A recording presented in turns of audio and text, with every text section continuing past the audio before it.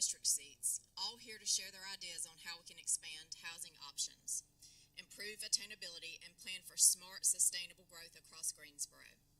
Before we jump in, just a few housekeeping notes. Restrooms are out of the door to your left. I feel like I should do a airplane something out. There we go, to the left, if anyone needs to step out for the restroom. And please now take a moment to silence your phones. We do not need that in the middle of the forum.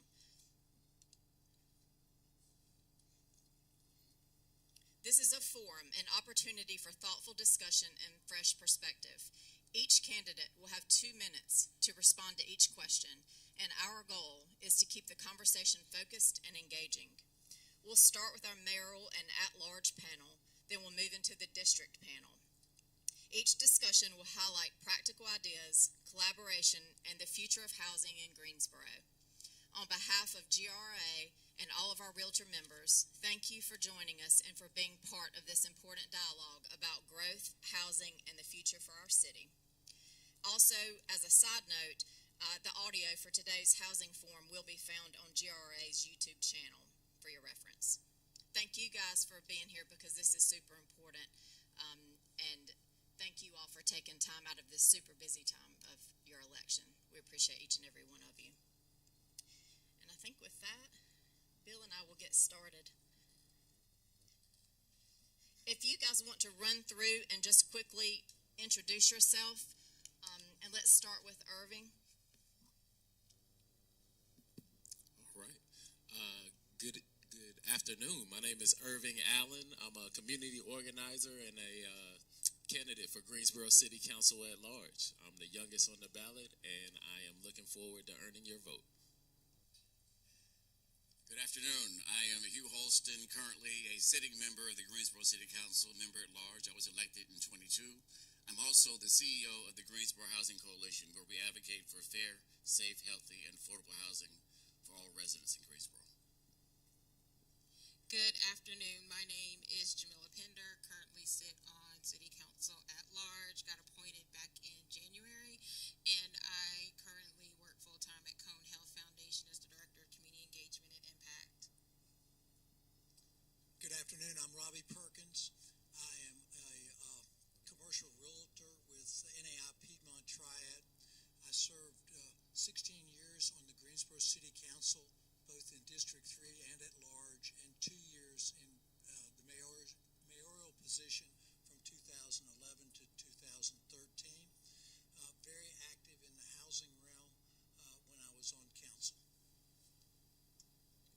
Mary Kay Abusawader, currently Mayor Pro Tem City of Greensboro, and I was elected in 2011. Prior to that, I worked with the city volunteering on many boards and commissions, and actually worked with the city well, from 2002 on. So, owned a restaurant for 22 years. Thank you. Hello, I'm Richard Beard. I'm running for Greensboro City Council at large. Currently, I'm the CEO of the Greensboro Sports Foundation, but a former commercial real estate agent, broker, and developer, and former member of GRRA, and former president of the commercial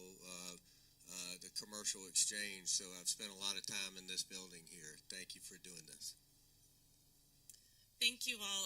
Denise Roth, I'm running for Greensboro City Council at large. I've told Irving about this. He's the youngest, but I look youngest, so I take that from him. This is very different. I am glad to be here. I'm currently serving as the interim CEO for Habitat of Greensboro, an advisor to the Chancellor at North Carolina A&T. Previously, I was city manager of Greensboro, and I also went to work for and report to President Obama in the second term. Good to be with you. Good afternoon. I'm T. Diane Bellamy Small, and I am running at large, and I'm probably the oldest person on this panel. I have a birthday next Saturday. I'm proud of it. Be 73. So y'all can sing happy birthday if you want. I currently serve you on the Gifford County School Board in my third term, and then I also served for 10 years as the District 1 representative for the Greensboro City Council, and probably have the distinction of having also worked for the City of Greensboro. I was a police officer for the City of Greensboro and worked for Parks and Rec, so know a lot about the organization. Thank you. We are going to jump right in, and happy early birthday, Miss Diane.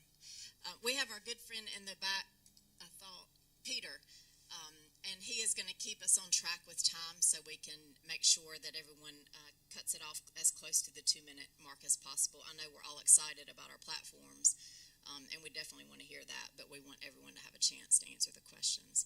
And I'm going to start off with the first question. How would you define affordable housing, and what role does local government have in ensuring sufficient affordable housing is available?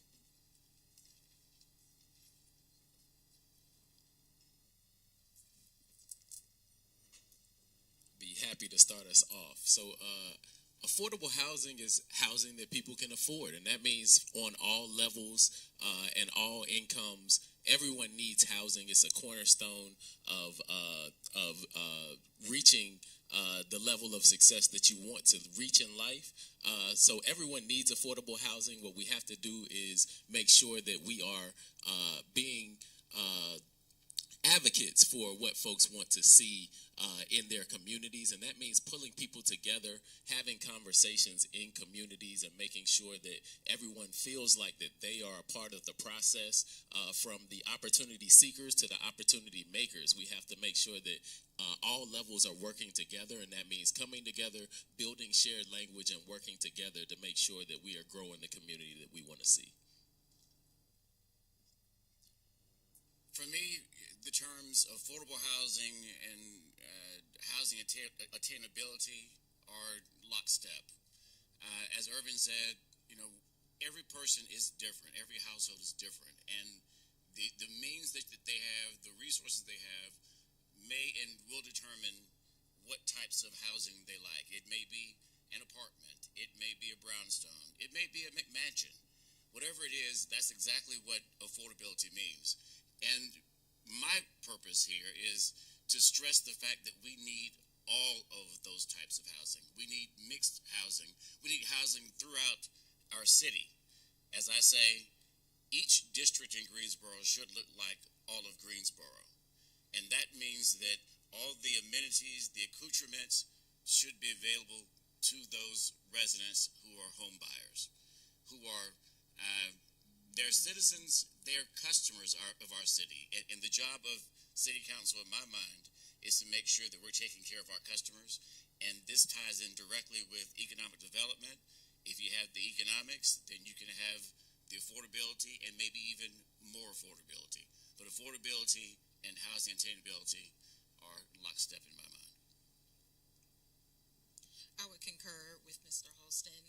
Affordability is defined by each and every one of you all because, again, we're all at different different spaces in our life cycle. So I could be coming out of college or coming out of high school and needing affordability. So what that price range looks like could be very different than versus being middle age versus being senior. So affordability is defined by you, the individual. And the thing is making sure we have choice. And that's where I feel like we have limited options. And so the role I feel like local government can play in that is being able to be the partner that can help bridge those choices for affordability in our community. Thank you. Back in my city council career, we partnered with, I think, 3 nonprofit companies, and we did over $200 million worth of housing, mostly on the east side, but some in other places, that resulted in a sea change in the condition of the housing stock in Greensboro. And if you don't pay attention to your housing stock, it all becomes unaffordable. If you don't have enough housing, the prices go up. It's supply and demand. If you let it go, the prices go down, the neighborhoods deteriorate, and folks don't have the equity that they need to move up or change from a rental product to an owner product. So the government's role in this is one of a facilitator. We ought to be a partner, but we ought to be smart about how we do it. The funds in the city of Greensboro are not unlimited for housing. And so we've got to be judicious and partner with the right folks to get things done. This is one area that I think we're in a housing crisis because the last 10 years we haven't done much with housing in this community. So, I think we are all hitting on the right points, but I also want to say that, when we say affordability, everyone has been correct. We're talking about what someone can afford. I also want to consider the attainability, and I call it attainability housing. And the reason I call it that is because there may be someone who is renting now, but we want to see them attain a higher level of income so that they can be a homeowner. Because being a homeowner is where we get value out of everyone in our community. We get property tax revenue. We get so many things from people who can own homes. Now, does everyone want to own a home? Of course not. But the ones that do, we want to give them the abilities to move up in their careers or whatever we can do to assist them in order to do that. That's why with all of the companies that are coming, I'm on the Workforce Development Board, and that's one thing we are pushing, to be able to find the appropriate employment opportunities so people can afford that attainable housing, what is good for them. We also have many programs within the city. One I like to talk about a lot because a lot of people don't know. It came from some of the ARPA funds, but we have Homes for Heroes. So any public government official, public safety official, teachers, Guilford County, whomever, they can, if they are, they have to go through a vetting process, of course, but they can get up to $30,000 for a down payment on a home. So to me, we need to be able to market things like that. We need to be able to put it out there some more. The road to 10,000, I fully support because we've already got over 3,000 permits in the pipeline. Over 3,000. It's right at 3,000. And once we do that, we're going to hit that 10,000 units well ahead of schedule. And when we do, we'll be going on to that 20 and 30 that we need. Thank you. So, I like to talk more, instead of affordability, I like to talk about attainability, like a lot of my colleagues up here. I've asked the question, it's my first time running for city council. I've been around for a long time, though. I know what I'm getting into, but I asked the question of even our county commissioners, what define affordable housing, when every 4 years we're reassessing our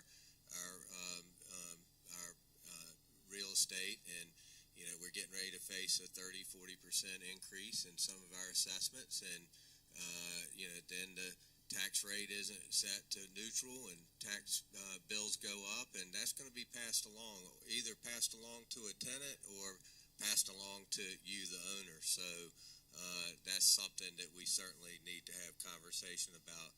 But time is money also. I mean, we all know in this room what it was like to be in 2008, 9, 10, and beyond. And, everything came to a screeching halt, so did construction of housing. And that's been a slow growth since then. But we got the needs. We got 20,000 jobs coming. We got a lot of people who are going to move into the area. We're going to have a lot of people in this community with opportunities where they can buy. And we got to make sure that we have different options, housing options, because not everybody wants a house. The younger people don't want what I want. They want to see more dense development, and we've got to learn how to do that responsibly and have product available that people can attain and that ultimately people can afford. Thank you. I'll state the obvious, but I think it bears saying that we're already at a place where housing affordability is problematic.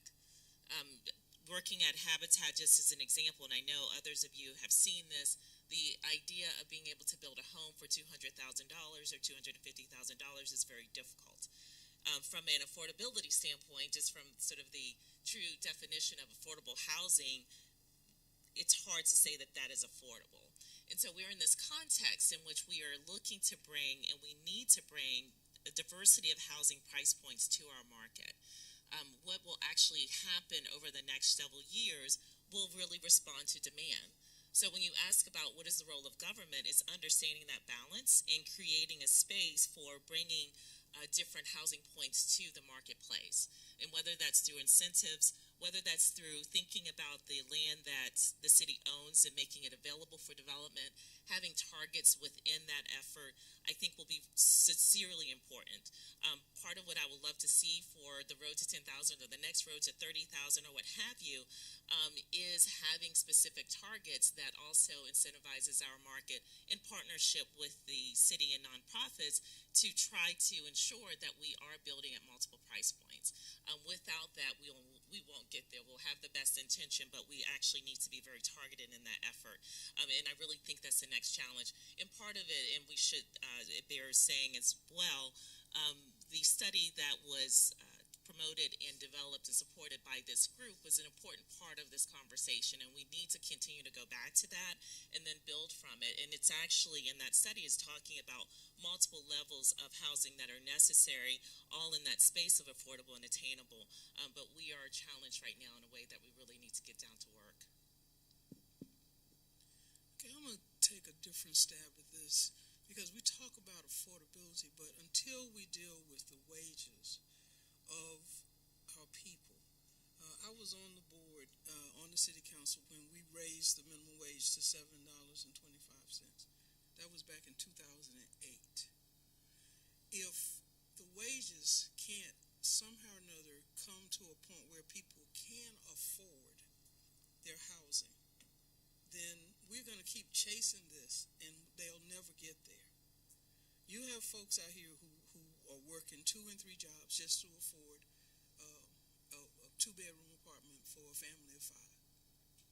That's, so let's look at how do we, the city, be the advocate, whether it's advocating with the state to change its legislation, if it means advocating with businesses to say, hey, if you want your folk to have an opportunity to have a decent place to live, you got to pay them. Now, that's the bottom line, because it's about money. All of this is about money. And the city, I see our government's responsibility is to support the quality of life that you, the citizens, ask us to. So we have the responsibility to then say, okay, you want, as quality of life, there to be housing for different levels of folk. Then how do we, either through the home fund or through programs or through advocacy, make that happen? Thank you all for your thoughtful answers. We're going to move on to the second question, and we're going to start with you, Ms. Diane. So, how should the city balance neighborhood concerns with the need for higher density housing near transit corridors and job centers? And also, if you'll quickly address the concerns with the not in my backyard issues that we deal with. We would all love to hear your answers on that. Well, NIMBY is something that, in my opinion, is everybody's right to say they don't want it in their backyard. But then the question has to be asked is, then where do we put it? And what I saw when I was on council before was that even people who came with NIMBY, once the project, if we agreed to have it built in their neighborhood, they calmed down. They went, oh, that didn't hurt us. So sometimes people are afraid of what they think something will happen. I cringed when I was on council and people would come and say, well, if you build it in our neighborhood, crime's going to go up. Crime doesn't know a zip code. Crime is all over. And crime will decide to go wherever it is most convenient for it to go. What we have to do as citizens is make sure that we do the kinds of things that help us to keep that from happening. As far as where do we put housing? Okay, there is no more land being built, okay? So what we got is what we got. So we have to decide where can we provide and yet do the less harm? Where can we, consciously look at what people are saying, that we don't want all these trees cut down? All right, fine. Then this is how. And I felt that developers were very willing if a neighborhood said, we need a tree buffer. They would go back and put up those, what I call glorified pine trees. We call them cypress elms or whatever they are. But they did it. So I think that people talking to each other and looking at what works and being willing to give and take is how we, get through this crisis. Yeah, in the next council really will have to address a number of items that will be different for us as a community. The growth is very much coming, right? Whether we want it or not or what have you, growth is very much coming. Density is going to be a significant part of us being able to provide those housing, various price points, different types of housing, mixed income, living settings will all be important. I think what's paramount is for us to be clear on the intention behind what we're doing, being consistent across the city in how we are making those choices and decisions, and then continuing to communicate. The transparency of what we're doing and why and how it fits into the broader picture will be very important. NIMBY will always be a part of those discussions. It just is. But there is a lot of work to be done. And in order for us to hit the goals and to achieve what we want to achieve, and you talked about transit-oriented development, which I think is really significant. The idea of having both, whether it's commercialization, but just services overall, close to and nearby where people are living so they don't have to travel as far across town or have to leave their homestead necessarily in order to get the goods they need is an important part of good quality living. And we need to bring more of that across the city. So there is some challenging aspects that this council will deal with. We have to be clear and consistent in the reasons why and our intentions behind it. And then continuing to communicate that to the public will be a key part of that. Well, I've kind of built a career on being beat up by the people in the NIMBY debate because when I came back to Greensboro in 1996, I was with the Greensboro Chamber, and one of my first big projects was the FedEx project, the Air Hub project, which, by the way, got us a parallel runway and ultimately led to Jet Zero coming here. But I took a lot of arrows from people in the Cardinal who said that the FedEx project was going to ruin their neighborhood, and today, I think their houses are probably double, if not more, than they were back when we had that debate in 1997, 98.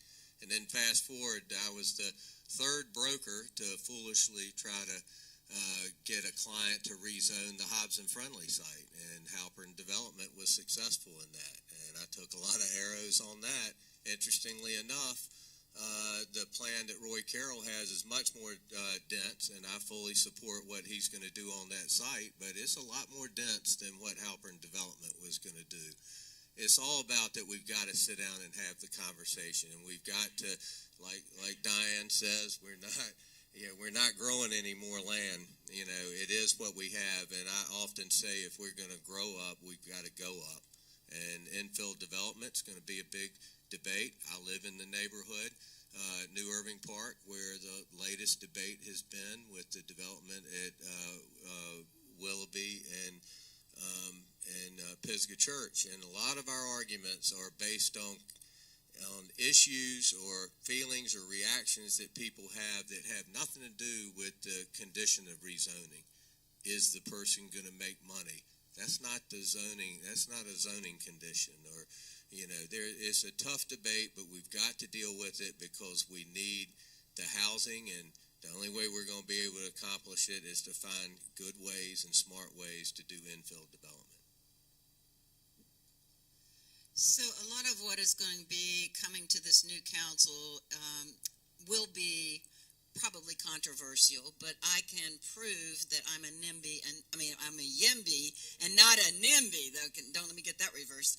Because in my neighborhood, and I have been a proponent of, yes, we can do strategic growth. We can build strategic housing. Because right across from my neighborhood are 3-story apartments, and recently, this is on New Garden and Brassville Road. Recently, they came to us and wanted to continue and build more, going all the way down toward Home Depot and Battleground Avenue. The NIMBY, even some people in my neighborhood were coming out in droves saying we cannot do this, we will not do this, we will not allow this. But the way I looked at it, and I researched every single zoning issue, is yes, there are going to be more apartments. But when the first set of apartments was built, we were going to have crime, we were going to have too much traffic, we were going to have, our home values would go down. None of that is true. Plus, what you have across Brassfield is it's all commercial. It is over on that side.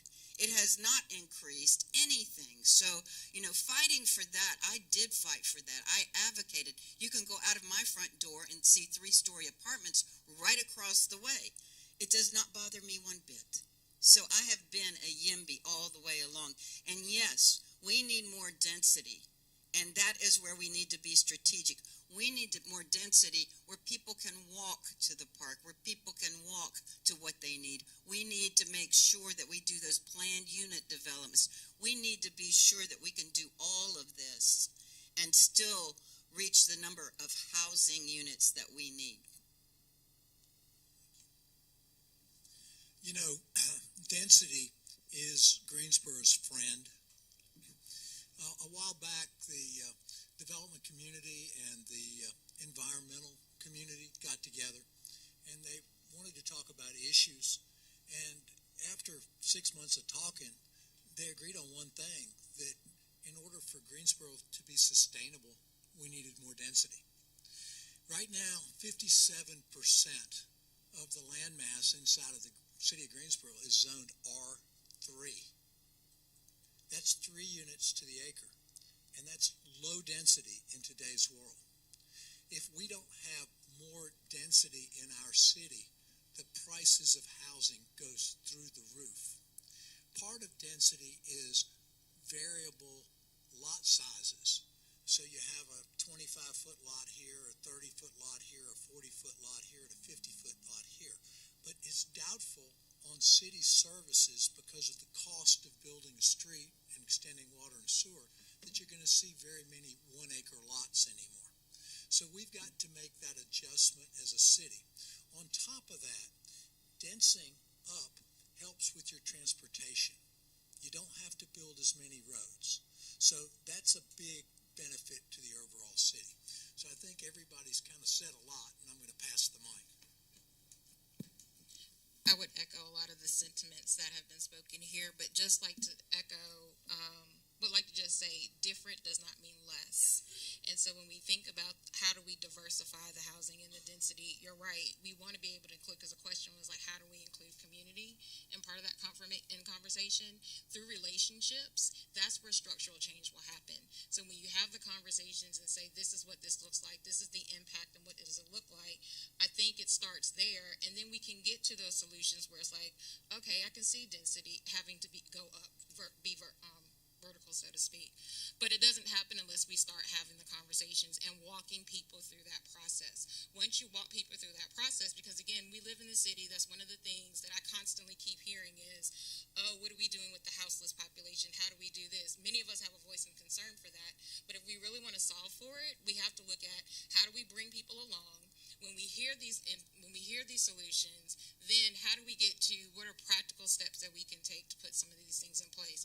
So do we have to look at some of our practices and policies that we have in place in terms of zoning? Yes. Do we need to look at community land trust? Do we need to look at, and not just the city owning it, but how do the communities own it to be able to increase some of that density that we need in the city? So to me, I'm very relational in how I like to approach things, but also practical in the sense of what's the plan, what do we need to do, why it's important for us to do that, and then put some timelines on how we can do it, because again, time is running out, time is of the essence, and we want to make sure that everybody has an opportunity to be a part of that. In general, I would say that I like YIMBYs and NIMBYs. That's the American way. That's how this country was formed. When folks come and they let you know how they feel about the situation that's going on in their community. Because I always remember, it's usually their community. It's where they lay their head. It's where they have their investment. Sometimes it's their largest investment. And so they have a passion about it. And so I respect that. I used to serve as the chair of the Board of Adjustment and also chair of the Planning and Zoning Commission. And I would see the NIMBYs come in, sometimes with the T-shirts and the signs. I respect that. Sometimes I also found that the reason why there was NIMBYism was for the lack of transparency. Sometimes they came in and didn't even know what the project was about, because the developer had not taken the time to share with them. There have been times in council when that case is going on, but there's a pause, and the two groups go in the back corner, and the opposition comes out in favor of the project because they got the understanding. So the fear of the unknown drives a lot of NIMBYism. Not all of it, but a lot of it. If we can get developers and communities and individuals together to understand better what's going on, where they lay their head, then we'd probably have less NIMBYism in our community. Absolutely, and I think most people up here probably already know what I'm going to talk about. But I think that not only do we need a plan, but we also need tools in our community to be able to give communities what they need to be able to foster these conversations. And developers and folks that are at the table also need guidance. So we can work with staff to create better guidance about the things that our communities want to see, and where are the folks in those communities that can lead these conversations and be connected to the folks that are doing the building. I've been talking a lot about the neighborhood Congress because Greensboro is rich and full of tools that we can use in our communities to foster these conversations. The Neighborhood Congress was an organization that stopped operating in 2023, but it was a collection of neighborhood associations that came together across the city to talk about these very issues, things that folks want to see in their communities, how these communities want to develop, but also give the folks in those communities the tools and the resources to do the outreach in their communities to help foster these conversations. And that creates more balanced tables so that when we come together to have these conversations, we have people who are already committed, who are already have been doing the work for an extended amount of time. And that would alleviate some of the things that we've talked about when people come to the table, fear of what they don't know or don't understand. We'll have folks that we can pinpoint in communities to go and help foster these conversations and alleviate some of those fears. And I think that's where we need to start, is getting closer to one another so that we can spread the word about the things that are happening in our communities, get people more engaged and involved, and that'll help us to alleviate some of the fears and help us to walk into the future a little more easily.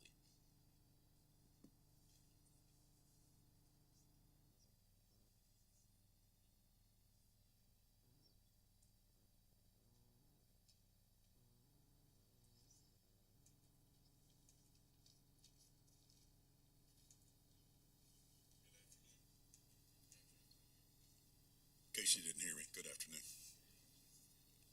I'm Bill Warmouth. I'm the president-elect. I'm delighted to be here. Thank you for giving us your time today. Continuing the questioning, and I'm going to go back down the road again. Let's get into some logistics instead of theory. How will you ensure our infrastructure keeps pace with new housing and commercial development, and what are your top priorities? So again, I think that the Neighborhood Congress can help us to be informed not only about where we've been, but also where we're going in development. I think that that's a crucial part of knowing where the gaps in our infrastructure lie and what we need to do to follow up with how we can grow and get the best bang for our buck when we are developing and looking at how we can increase that infrastructure for the new development that's on the way. So I think, again, we need the vehicles in our community to be able to have folks to organize and have these conversations. And it also serves as a resource for council to be able to have those points where they can go to continue to further the discussion and to pinpoint the places that we need to prioritize when we're developing our infrastructure. And I think that fostering those conversations and relying on folks who can be trusted messengers in our community are a way that we can get to the places where we need to be to have those conversations and shore up our infrastructure so that we can know not only where we're going to develop, but also where we can be most effective and efficient in that development. Water, water, water. Without water, you can't do anything. There's no development. We're not, and we cannot build any more land, but we can build relationships with water with our regional partners. And that's going to be critical. That's the one infrastructure piece that we have to have. Every conversation we have, we talked about Jet Zero, talked about Toyota, talked about Summerfield. The conversation always starts with, do we have enough water? Do we have enough relationships to make this work? So that's number one. Next will be zoning, land use, the unified plan. We have to make sure, as mentioned earlier, about the 57% of the R3s. We're going to have to make sure that we're primed with our land use. If we are going to get the density that we need for this infrastructure, we're going to have ordinances and land use that accompanies that. We also need to do some things when it comes to communities in the north, northeast, east, southeast that haven't really participated in the economic boom that we have right now. And we're going to have to do some extra added investments, some infrastructure investments, perhaps even working with developers on helping or finding ways to promote development in those communities. We got to do it. We have infill. We have plenty of properties in our city that are infill properties that are not being utilized. We need to get them utilized. And then, from the standpoint of promotion, that road to 10,000. It is a first step, but it's an important step because it gets us down the road. The old saying, how do you eat an elephant? It's one bite at a time. This is going to be how do we build development in Greensboro? It's one 10,000 chunk at a time. I would agree with the infrastructure component of it, and so looking at it from our water and our public waste, so that public works is going to be huge. But the thing is, we can't do it here at the city alone. It's going to take a regional approach to be able to do that if we're looking at expanding and growth. I would say also the zoning plays a role in that as well. So how we can become creative with our zoning to make a lot of these things that we want to see possible. And I believe the question was talking about how do we identify those gaps.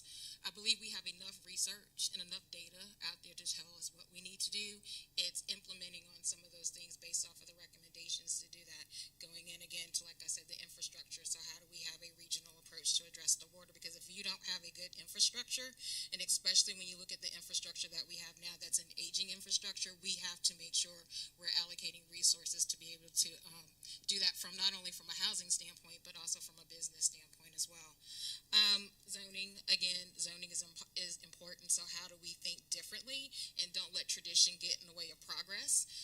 Many of the policies that we have in place, and if you look across the country and some of the work I've done in housing to be able to see what's working in other parts of the country, sometimes we get in our own way. So how can we kind of take a step back, look at some of those things that are preventing us from moving forward, such as,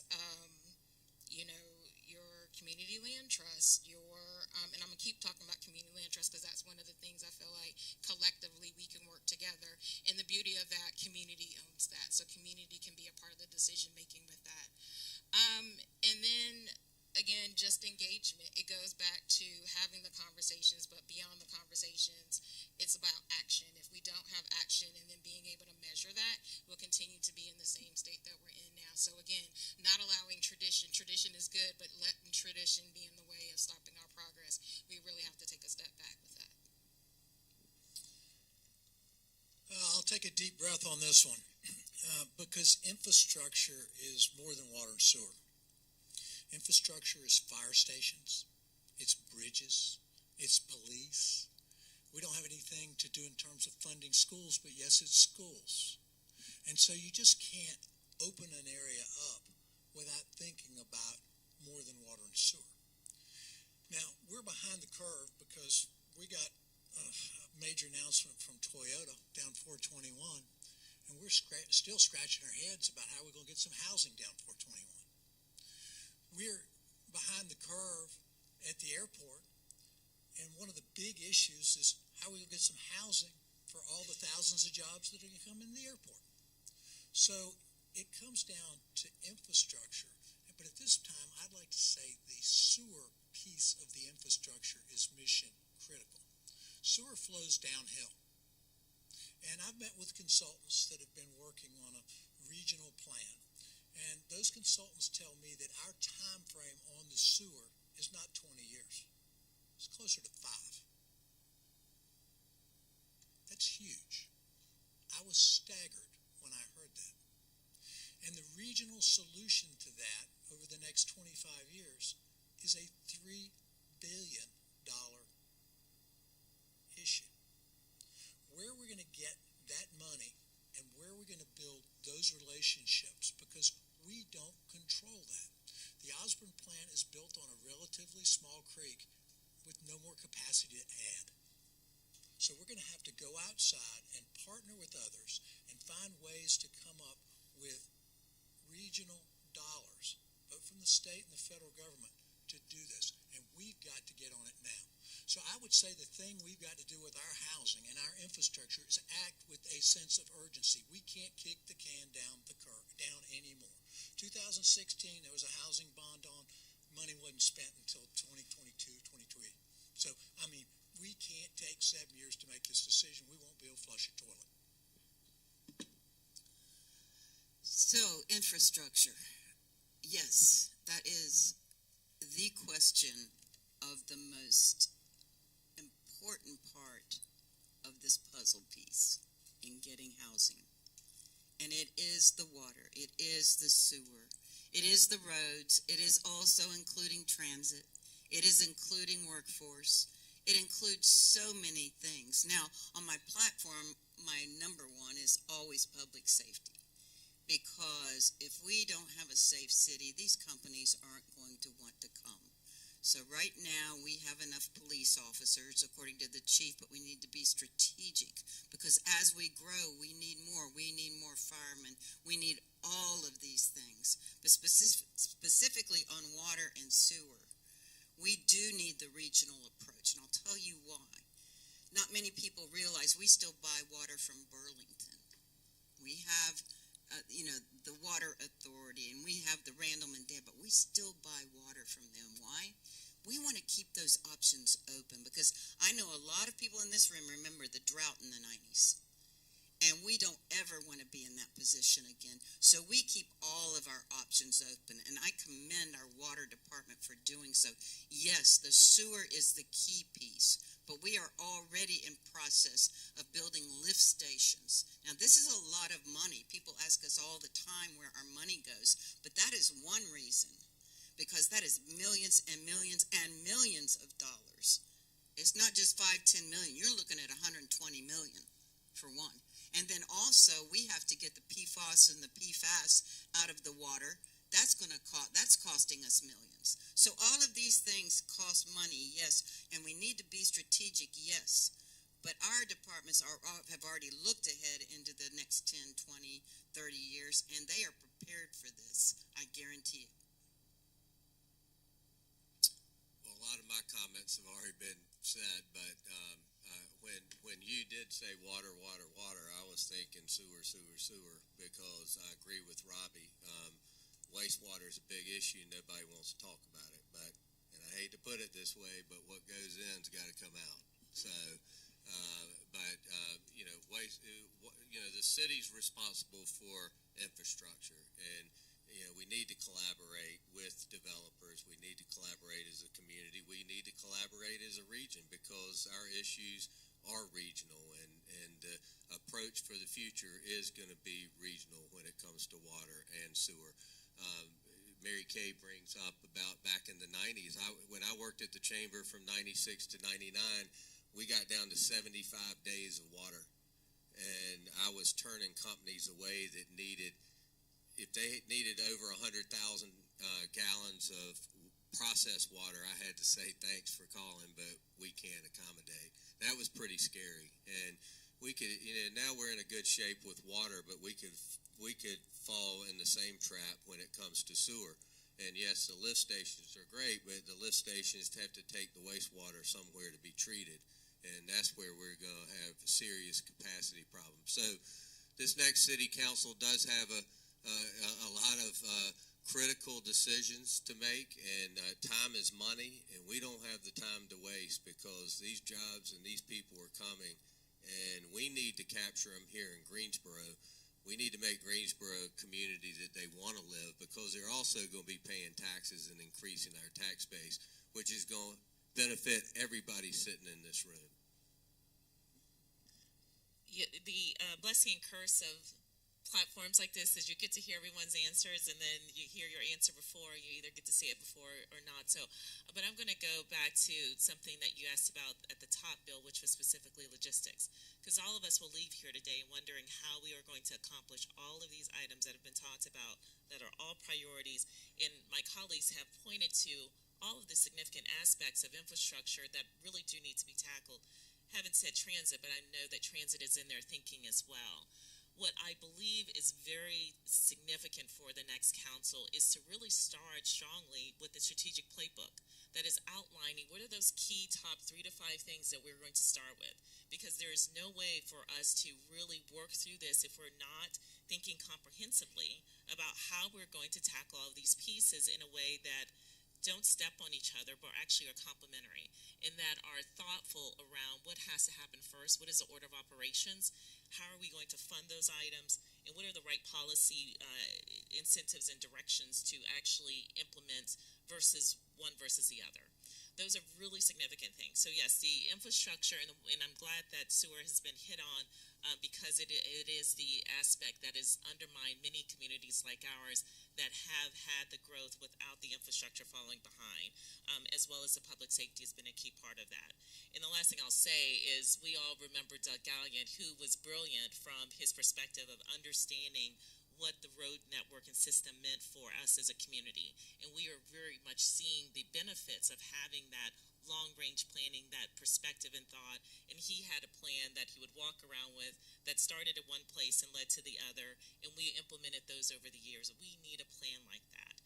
But the other thing, the other side of that plan that he had, is that it made Greensboro very connected to other parts of the state, which means that the risk for us by not being strategic and not planning ahead and really being proactive in our execution is that people could choose to not live here. And so all of the investment that we've put in terms of attracting companies here, in terms of making ready the mega site for Toyota as well as the mega site at the airport could be lost. We have to benefit from that tax base that Richard talks about. That is a key part of the payback of the taxes that we've put in the effort that we've put in investing in this space. So I'm not meaning to not respond to the infrastructure part, but I think everyone has covered that well. I think the piece that is really crucial for us to think about is your logistics question of how we actually execute in a way that is going to ensure that we're successful. Well, y'all know me, I'm going to go a different way. In 2007, we hired an urban planner to come to Greensboro to look at growth and development for East Greensboro. It wound up being called the Parity Study. In 2012, under Robbie Perkins' leadership, we actually adopted that as policy. It goes by a different name, Robbie, the Economic Development for East Greensboro? Okay, and part of it said what kinds of things needed to spur growth in East Greensboro, which meant connectivity, which meant incentivizing businesses to come. When I came on the council in 2003, everybody was talking about the comprehensive plan. Part of your question was what tools? We got tools. We've paid money. We've had citizens spend a year talking and planning. We've got the tools. Now, if we don't want to look at those studies that we've shelved and respond to what it said, because I'm sitting here thinking about Joseph Bryan and Jim Melvin and those visionaries that we benefit today from, and Doug Gallion, we benefit today from those types of individuals thinking about the year 2025, which we are here now, and now, 2050. So you're asking a question where you already have some of the answers. Pull those comprehensive plans off the shelves and start doing them. I'm sitting here thinking about Ben Brown, who told the then council, you need to protect going out where Rock Creek is, because that needs to be industrial development and things like that. So if we want to be effective, go to your books, go to your studies.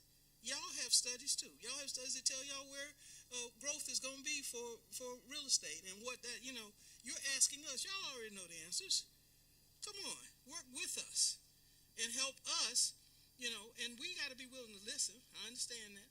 But I'll give one last point. I sit on the school board right now, and we just did a plan of looking at growth as far as schools. And guess what?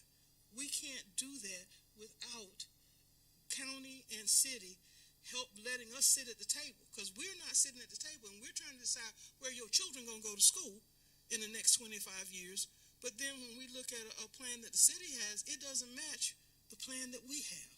So then we're going to waste money or make a misstep because we're not talking to each other and sharing notes. Think about when you were in college. You had a study group. Therefore, all of y'all made an A on the test because you had a study group. We need to be a study group to help each other make these plans happen. All right, thank you. It is interesting to hear the continuity in some of the responses.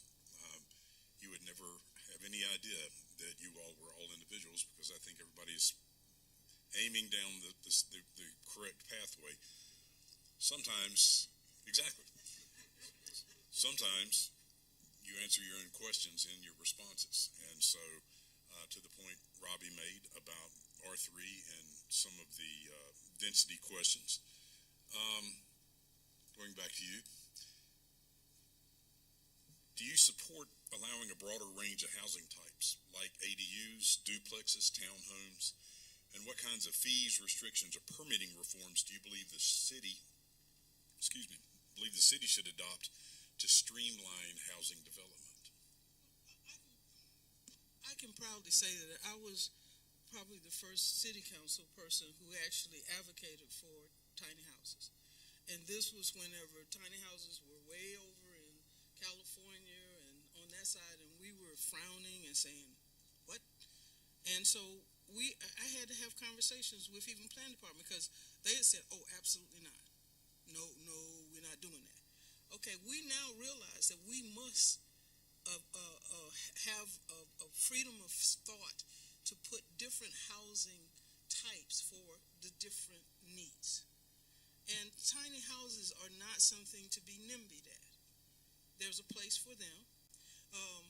As a senior, I like the idea of the cohabitation.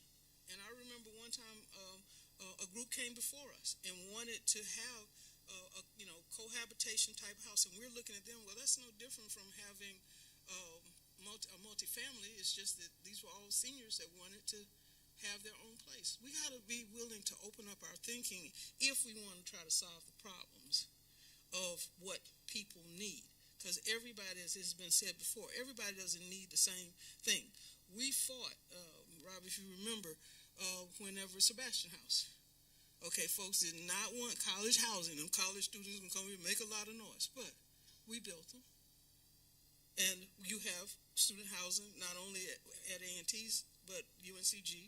So if we understand not to fear what we don't understand, and to look at, there are best practices all over the United States. There are all kinds of best practices. I remember when Habitat first came here. We didn't want, people going to build their own houses and live in them? Yeah, that's what we did a long time ago before we got developers. So why was that a strange concept? So that's how I feel about it, is that there's a need for all kinds of housing stocks. We have done an amazing job of how we make them look. I mean, you can drive by, a house and don't even realize, oh, that's a house. And part of it is your contribution to that, and part of it is folks being creative about what does a house or a dwelling need to look like. So I'm in favor of sitting down and helping our staff look at best practices. That's what I did with the tiny houses. Whenever they were saying, oh, we can't do that. And I said, well, go look and see what Oregon's policies are. How do we fit that into what we're doing? And then, of course, you got to be an advocate for it, because everybody's not going to be on board. So I'm an advocate. As part of some of the work that I do, and I don't think I shared this at the top, but I advise cities across the country that are looking at similar challenges as to what we are facing. And certainly the challenge of housing is a key part for communities across the country. And the resolutions are very much embracing a variety of types of housing. So us having the courage to have different types of housing in our community, understanding, getting a sense of what it would look like, understanding that people live differently is going to be key with our next steps. The other side of that too that you talked about was in the space of fees and restrictions.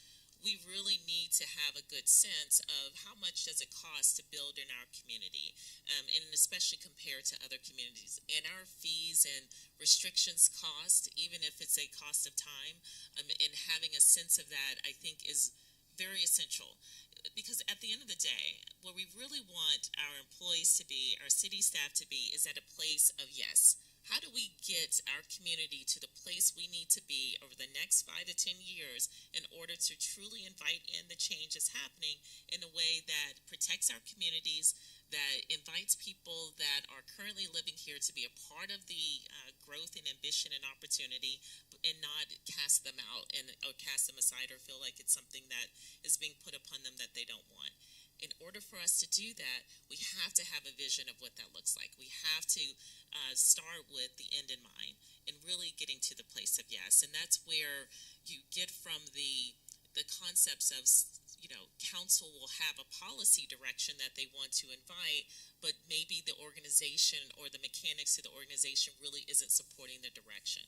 So having a comprehensive look at where we want to go, articulating that, and then having the staff really align their work and the items that they're bringing forward with that direction is going to be paramount. So absolutely, I think that the variety of housing is absolutely what we need. It's going to be necessary in order for us to really meet the demand, which, again, we've talked about before, but it's, increasing every day and certainly above 30,000 at this point. Yeah, we talk about the 20,000 jobs coming. We talk about the road to 10,000.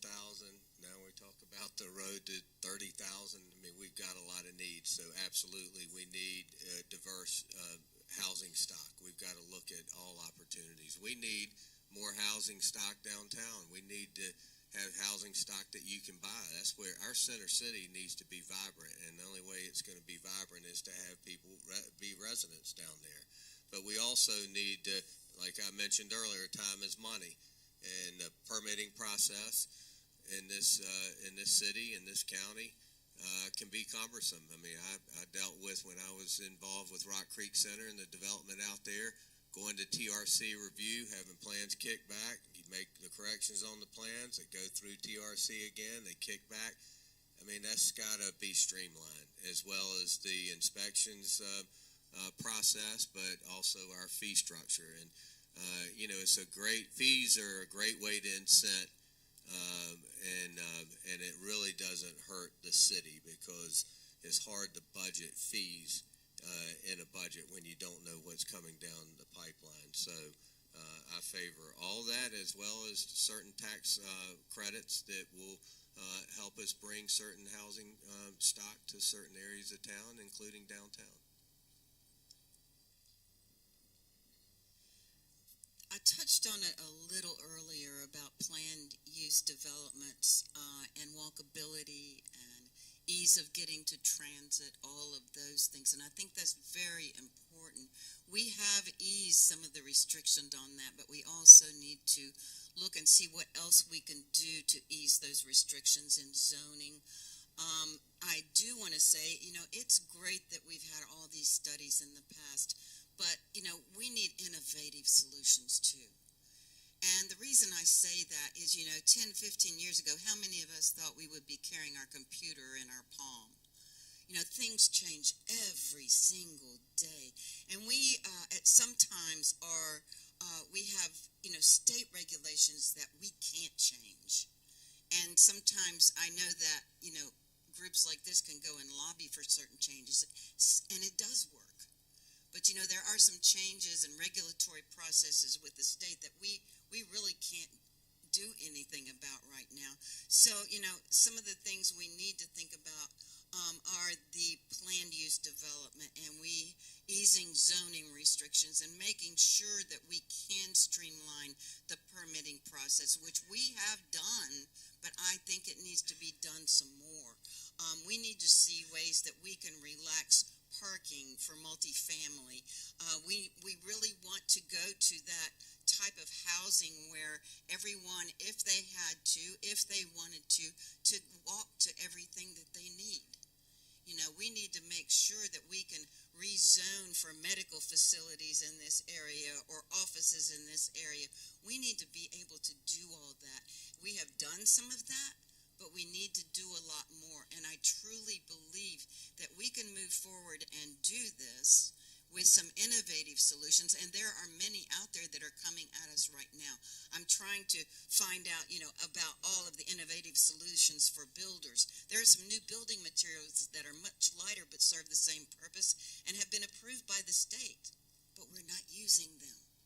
So we can look into a lot of things like that. So that is my goal, and I plan to keep doing that in order to find the easiest way for homes to be built, homes to be sold, and people to be able to live, work, and play in Greensboro.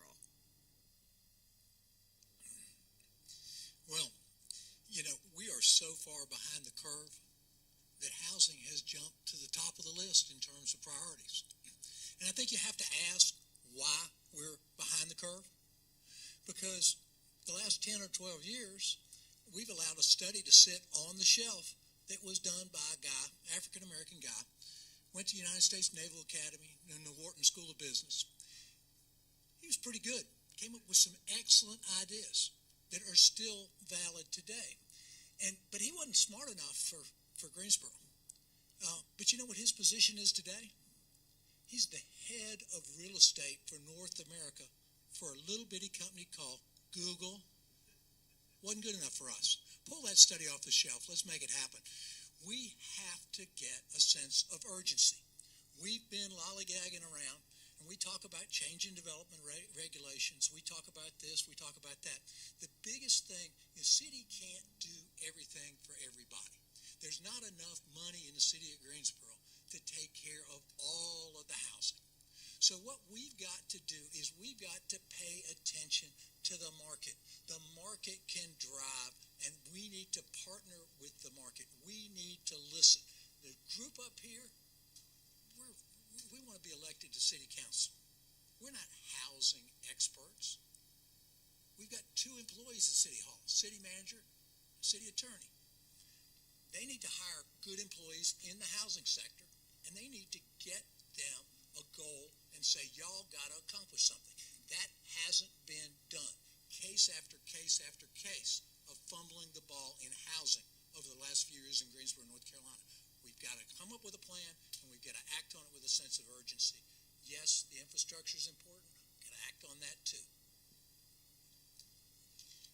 So my answer would be yes, to be able to support a broader range of housing types. But I want to make sure I reiterate, because again, I got appointed back in January, and a lot what I've been able to discover and learn being on council over the past 7 months is Greensboro is doing a lot. The city is doing a lot.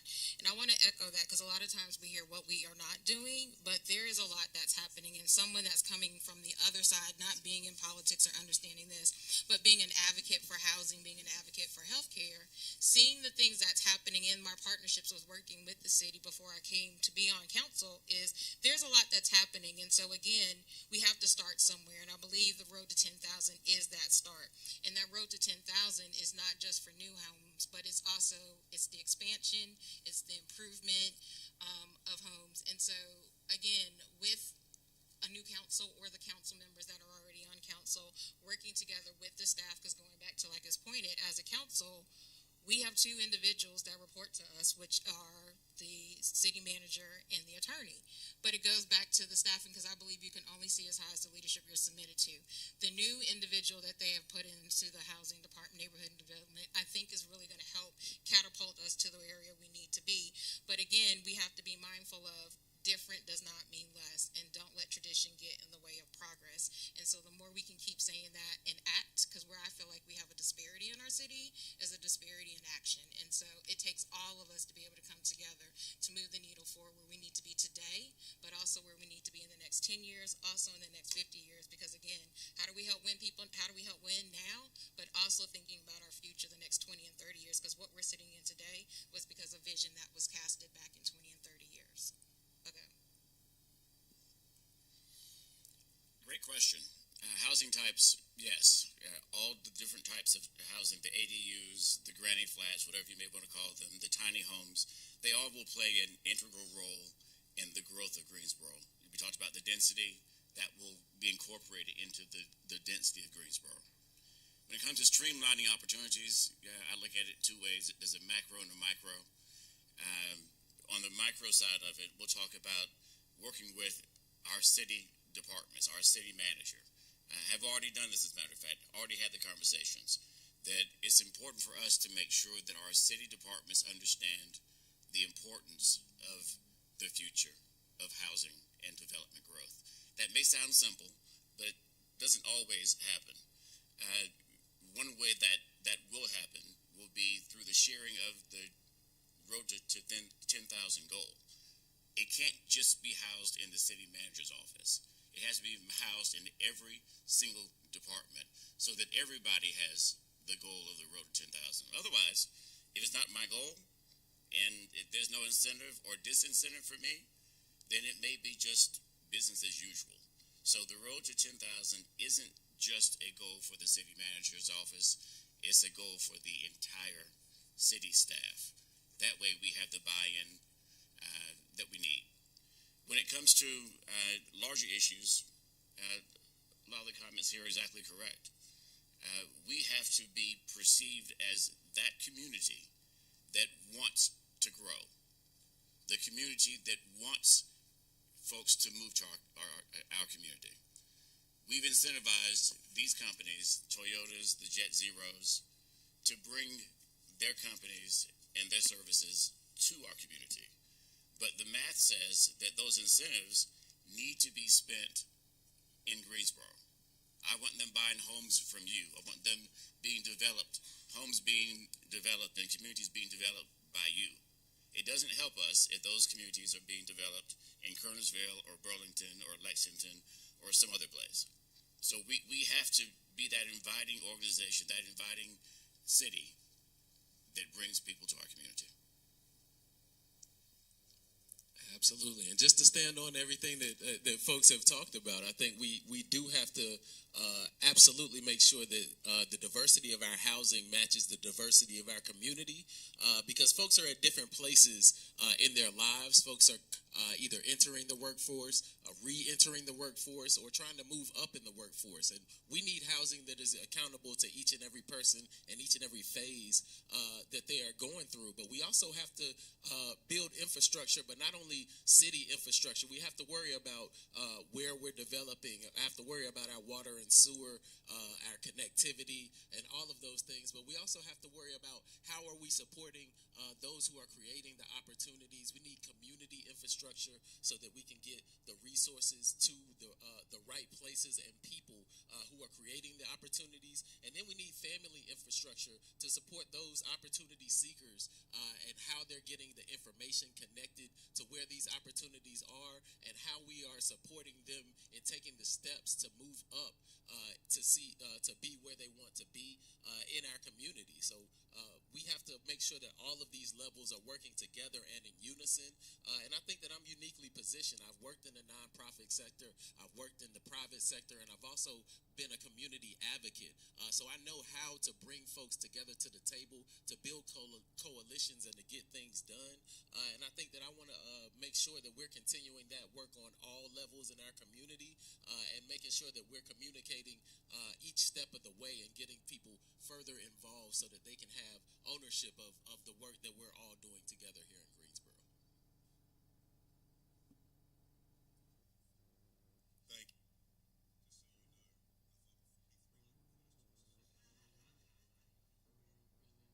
Actually, what we're going to do is tell you all how much we appreciate your time today, and I think what we're going to do is to excuse this group and bring another group in, if that's all right.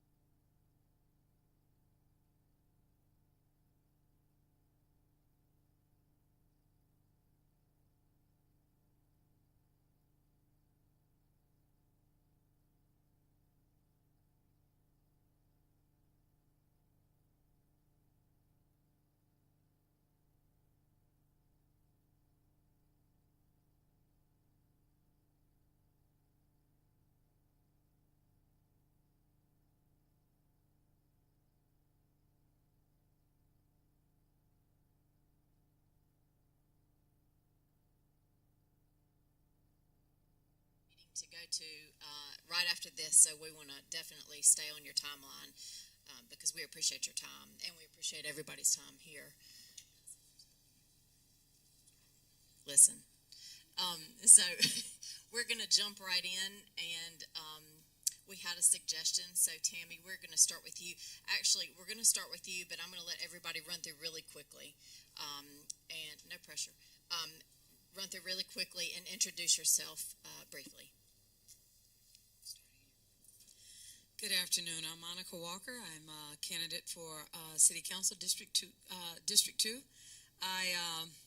I'm the president of Grove Street Neighborhood Association. I serve in so many different board capacities. I'm also a partner in a firm called the Groundwater Institute, and I don't know how much more to say about myself without naming a long list of those. I retired from Guilford County Schools. That might be important, having served as the executive director for the Office of Diversity, Equity, and Inclusion. I think that's pretty important. So, thank you. I'm Adam Marshall. I am running for City Council in District 4. I was born and raised in Greensboro, educated here, Sternberger, Kaiser, Grimsley. I am a partner at law firm Carolinas here in town, and I have served in various capacities on different boards and commissions for over the last 10 years, volunteering and serving the city, helping them get the work done that they need to. My name is Nikki Smith, and I am not a career politician. I'm a business owner, have been for 45 plus years here in Greensboro, building business, hiring people, building businesses in Greensboro. I got involved in politics a number of years ago regarding a zoning issue on Friendly Avenue, which you may all be familiar with, called the Preserve Friendly Avenue Initiative, which I headed up with that. Today I'm running for City Council District 4, and I hope I can earn your vote today and your trust for the future of Greensboro. Thank you. Hello, I'm Jeanette Davidson, Mayor. I'm running for City Council District 5. I am the newbie to the state. I've been here 5 glorious years. I moved here from the great state of Idaho, and I love to say I live now here in the great state of North Carolina. And I am absolutely loving making Greensboro my new home. I did spend 8 years on City Council back in Idaho. I am a retired HR director for a multi-million-dollar company where I work directly with the owner and was very much involved in the businesses, the financials, and the day-to-day operation of the business, as well as, all the glorified HR stuff. I sit on a couple of boards for our military world. The Hero Center in High Point is one of them. I have just been appointed the board secretary. I also own my own nonprofit, and I work for the Elizabeth Dole Foundation for our veteran and military caregivers. The military world is my world, but I also do enjoy the public servant world of serving our constituents by being on City Council. Good afternoon, and thank you for having us. I'm Tammy Thurm. I am the District 5 City Council representative, and I've been in this seat since fall of 2017. I have just celebrated my 50th anniversary of coming to Greensboro to attend UNCG. I fell in love with the community and stayed.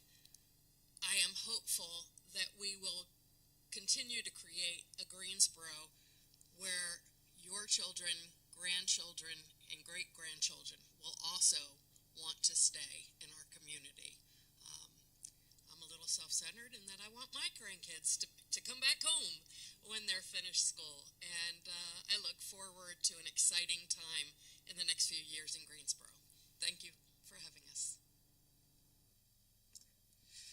Hey y'all, my name is April Parker. I'm the City Council candidate, District 3. I am a community organizer in the tradition like Barack Obama, working across institutions, building equity with my consulting firm of Architect of Black Space. So if you have come to the Juneteenth Black Food Truck Festival, that is something that I have championed here in the city of Greensboro.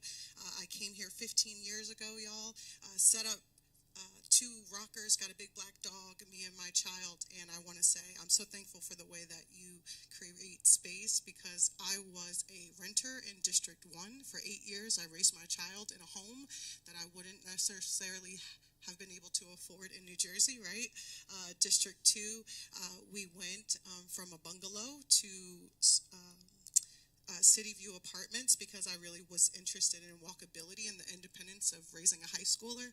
And then I became a homeowner a few years ago in District 3, and so on Elm Street. And so in that, I see every day in my condo what Greensboro looks like. Older white folks and younger black folks and folks of all walks of life living in one area. And so I hope to lean into your expertise to replicate the opportunity and the experience that I've had in Greensboro. Thank you. Good afternoon. I'm Zach Matheny, the current City Council person in District 3 and candidate for District 3 again. I first was elected in 2007 and served through 2015 in the seat and took a little respite, little break, and came back in 2022 and won that seat. And so hopefully I can earn your vote today. I'm a widower with 3 great kids, 13, 15, and 24. I just got a text from my daughter. She's home safe, so don't worry about it. We're all good. My focus traditionally over the years has been public safety, being endorsed by the Professional Firefighters Association as well as the Police Officers Association. I've worked diligently, and we'll talk more about it later, on economic development. And of course, housing is a major focus for everybody right now. Again, Zach Matheny, mathenyforcouncil.com, and I hope I can earn your vote. Good afternoon. I am Sharon Hightower. I'm the current councilwoman for District 1, also a candidate for re-election for District 1. I'm glad to be here and thank you for the invitation. I am a retired real estate paralegal of 30 years. So I retired and decided to get involved more heavily with my community because I know there are certain issues that have not been addressed over time and that we need to make sure that those issues are tantamount to the concerns of the community. And I've worked for that, very hard for that. While everything may not quite have been perfect, we know that there's a foundation created that we need to be able to move this district forward, along with making sure this whole city is a better place to live. And so that my 22-month-old grandbaby will be able to grow up here and live in peace with quality of life. And so that is my purpose and my intent, to continue to represent our community. Good afternoon, and thank you for the invitation. My name is Crystal Black. I am a current candidate for District 1. I have been born and raised in Greensboro. I grew up in a duplex, moved into a single-family home, and then moved off of Pleasant Garden Road, so my life has been spent in southeast Greensboro. I came into community advocacy through the tornado 2018 and kind of realized some of the gaps that existed with our city government in addressing specifically underserved communities.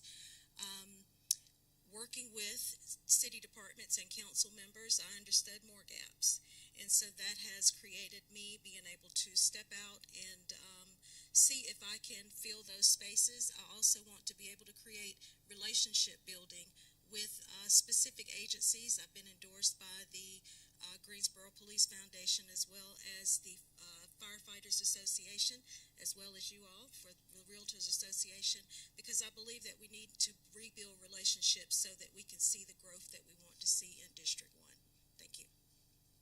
Thank you all so much for your introductions. And if we are not kidding ourselves that our children and our grandchildren, future grandchildren, drive everything we do, grandbabies definitely drive the real estate market. So we all have experienced that. We appreciate your time and your heart for our community. At the end, it's people like you that makes our region what we're proud of. So thank you for your time. The first question, and we'll start with Tammy, and we will go next to April down and start back over. So everybody's not out of answers by the end of the time, and we'll switch it up. So what strategies would you promote to expand rental housing options while also supporting pathways to home ownership for first-time home buyers? One of the things that we're looking at and that we have to look at is starting with those rental options. You know, when I rented my first apartment here in Greensboro, I signed a 6-month lease for $110 a month and thought to myself, oh my God, how will I ever have $660 to pay my rent? Now that I've got a granddaughter that's almost ready to graduate college, and she's looking at coming home and renting, it's a whole different world and a whole different equation for her. We have to look at our rental communities in terms of the affordability and the attainability that was talked about in the first session. That's going to take creativity. It's going to take the city looking at what options do we have to help builders with that first apartment and to help builders with folks that have limited incomes and aren't earning higher salaries. We're building a lot of apartments in Greensboro, but quite frankly, heck, I couldn't have lived in any of those apartments, and there's no options. So what can we look at? We can look at things, our policies that get in the way. Do we need to do something different in terms of our parking requirements? I believe, yes, we probably do, especially depending on where that development is. If it's in a place where there's public transit available, etc., do we need all the parking spaces per unit? Probably not. I think we also need to look at the cost of building those units. I've heard over and over again that the cost of water hookups for a unit is a major cost, whether it be a house or an apartment. And I think we need to look at that, and how can we help developers as a city build units that are affordable? If you're looking at major $20,000 per unit water hookup expense, that gets cost prohibitive for then offering a rent that's affordable. So I'd like to see us look at what kind of incentives we can legally do so that we can abate or rebate some of the water hookup costs for new construction for affordable units. If you're willing as a developer to develop 20% of your units for affordable housing at certain income levels, then how about if the city participates in that and absorbs 20% of the water hookup costs for those units? So I think we have to get really creative, and I think we need to work with the builders, the developers, the realtors, in hearing what your ideas are as well. We can't do this by ourselves. We all need to come together to solve this problem.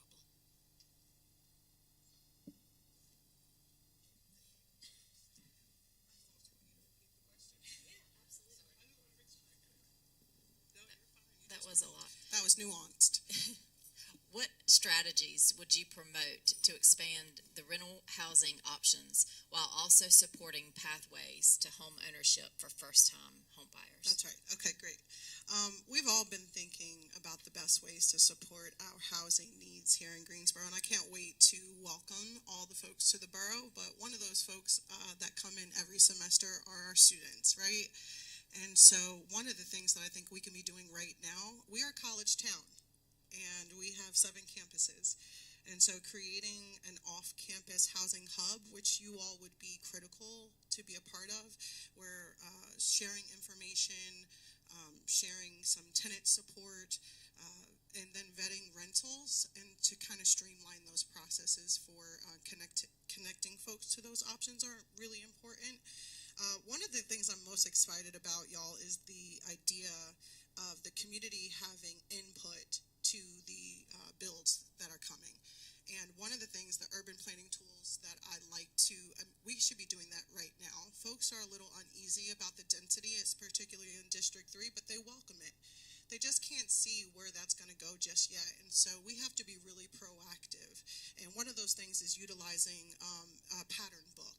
And so it's going to go ahead and we can create where you all, developers, A&T engineers, the city and planning, everybody coming together and having buy-in where we are pre-vetting,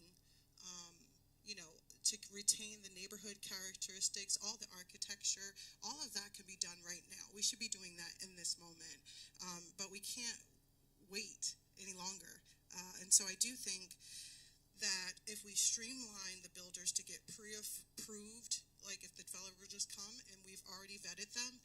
reduce cost and it eases community anxiety. So that's one of the things that I think that we should be doing right now in order to support that.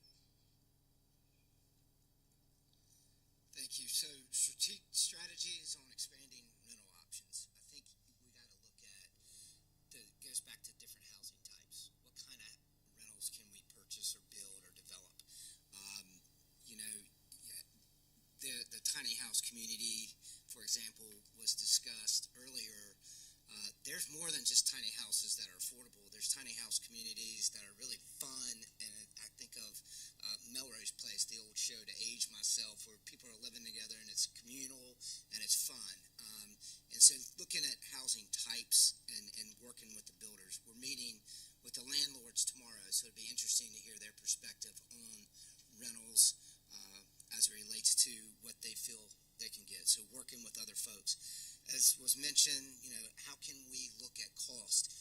One of the things is sidewalks. The city mandates developers build sidewalks. Sometimes they're sidewalks to where? To nowhere. They're just stuck. One case is on Green Valley Road. It's going to be a sidewalk literally to a grassy area. And so why is the city mandating that a developer do that when it's whose sidewalk? The city's. So costs such as that, sidewalks, parking, charges and fees. And for home buyers, the city has done a good job working with our federal, the Housing and Urban Development HUD, on first-time buyers assistance, down payment assistance. The rents are so, the guy that ran in New York like 8 years ago, the rent's too damn high. And so how can we transition folks to be first-time home buyers instead of first-time renters? And so working with our federal agencies to obtain as much money, the city put money in so that we can take folks from renting to owning and build that generational wealth. And I think that's the key that we've been successful. And we just did a program actually in District 1. That's a development that's going to be associated with down payments for first-time homeowners. This way.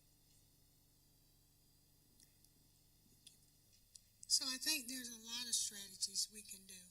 I think we have to create relationships with those developers and builders that are building apartments. I hear a lot from them who want to build student apartments because they think students are the only people that need somewhere to live. Yes, they do too. That's affordable for their income. But there are individuals in our community who some have been homeless, and we need to create space for them, those that are on the by name list. When we're talking about having new apartments being built, they don't get an opportunity to buy and rent those apartments because there are other people who see the new apartments going up and say, I want a new apartment. But you have a population of people, families, single moms, dads, who also want to get out of a homeless situation, a hotel situation, and get into safe, secure spaces. And we have to ensure that we create those relationships with those individuals, building those so that they understand the importance of not just filling up a building, but who they're putting in those buildings and how that is going to impact their lives. And then we partner with our down payment assistance organization. And just most recently, I added to that down payment assistance program to the tune of over $500,000 because the importance of having more money to make on your down payment is critical to your housing being attainable. And so someone who is renting sees that opportunity and can then go toward becoming a homeowner. But we have to educate them with that. We make sure we fund that program the way that it should be. We lower the asset limits. We increase the income limit so that housing becomes attainable. And so our down payment assistance, which is a forgivable program, is an incentive to people to know I can get in this home and take care of my family and live safe, and I'm not burdened with that extra expense. So I think we have to couple those strategies together to get people to see the greater opportunities. Apparently have my own mic here. I think that we need to look at housing and try to support developers in looking at mixed housing. When we talk about providing upward mobility to people when they are maybe in an apartment and we want them to see how to become a first-time home buyer, they have to be able to see it. So when you're concentrating apartments in one area and not offering the affordability of mixed housing, that first-time home buyers program, where you can look down the street and see opportunity there, I think that we cannot concentrate one type of housing in an area. So when I look at how we do that with developers, we all know that there is a price point developers are trying to meet when they are developing. I think the city could offer incentives that can maybe lift some of the burden of being able to develop maybe market rate housing. If there is a LIHTC funding, for example, that requires a certain percentage, maybe the city can put in to bring a little bit more market rate. I do believe that it should be mixed. I don't think that we should have all affordable housing in one unit, because that also limits the upward mobility. If you are in an area where there is mixed units of affordable housing and market rate, it leads people to rise to the occasion.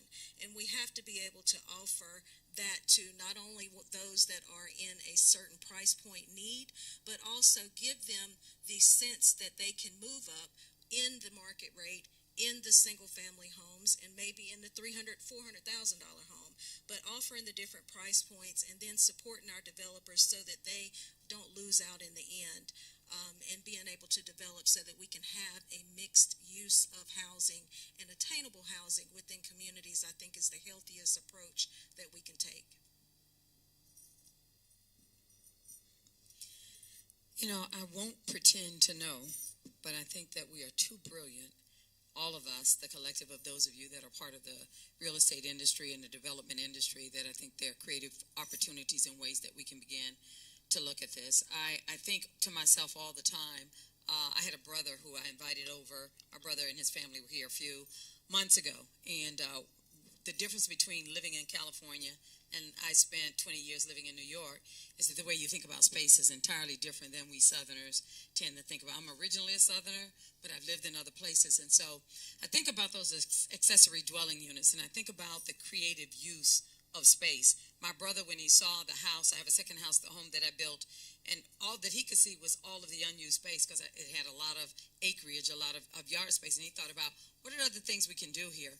Out in California, you get incentivized these days because of the housing crisis there to take your carriage house or your garage or your whatever and to develop that into living units. We need that kind of density. It's very clear. It's been talked about with the previous panel. It should be talked about now. And so I think that there are unlimited opportunities for us to do that. I absolutely believe in the tiny house community, with the exception most of it that I've witnessed and that I've seen has been very individualized. You know, people just take a tiny house, put it anywhere.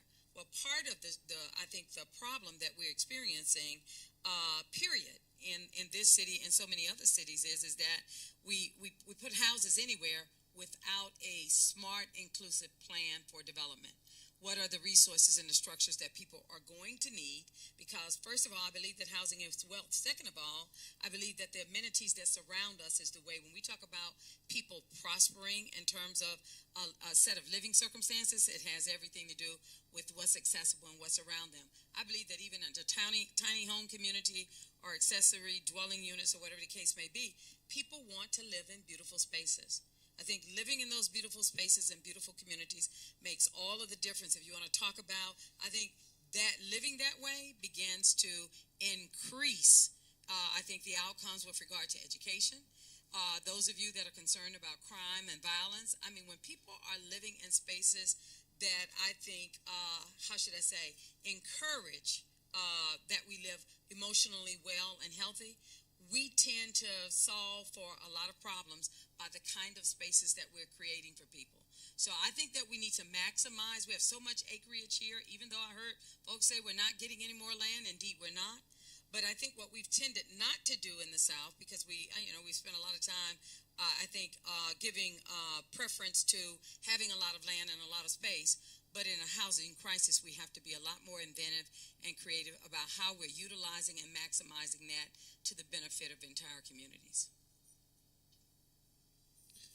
You know, high expense in rents is the same thing that we see with housing prices. It's some simple supply and demand. There's not enough of it to go around for everybody. We need a diversification of products through all 5 districts. We need to look at mixed-use developments and mixed-income level developments. We can bring developers to the table. We can bring landlords to the table to talk about dedicating portions of their projects to market rent versus contract rent, or to affordable housing versus contract rent.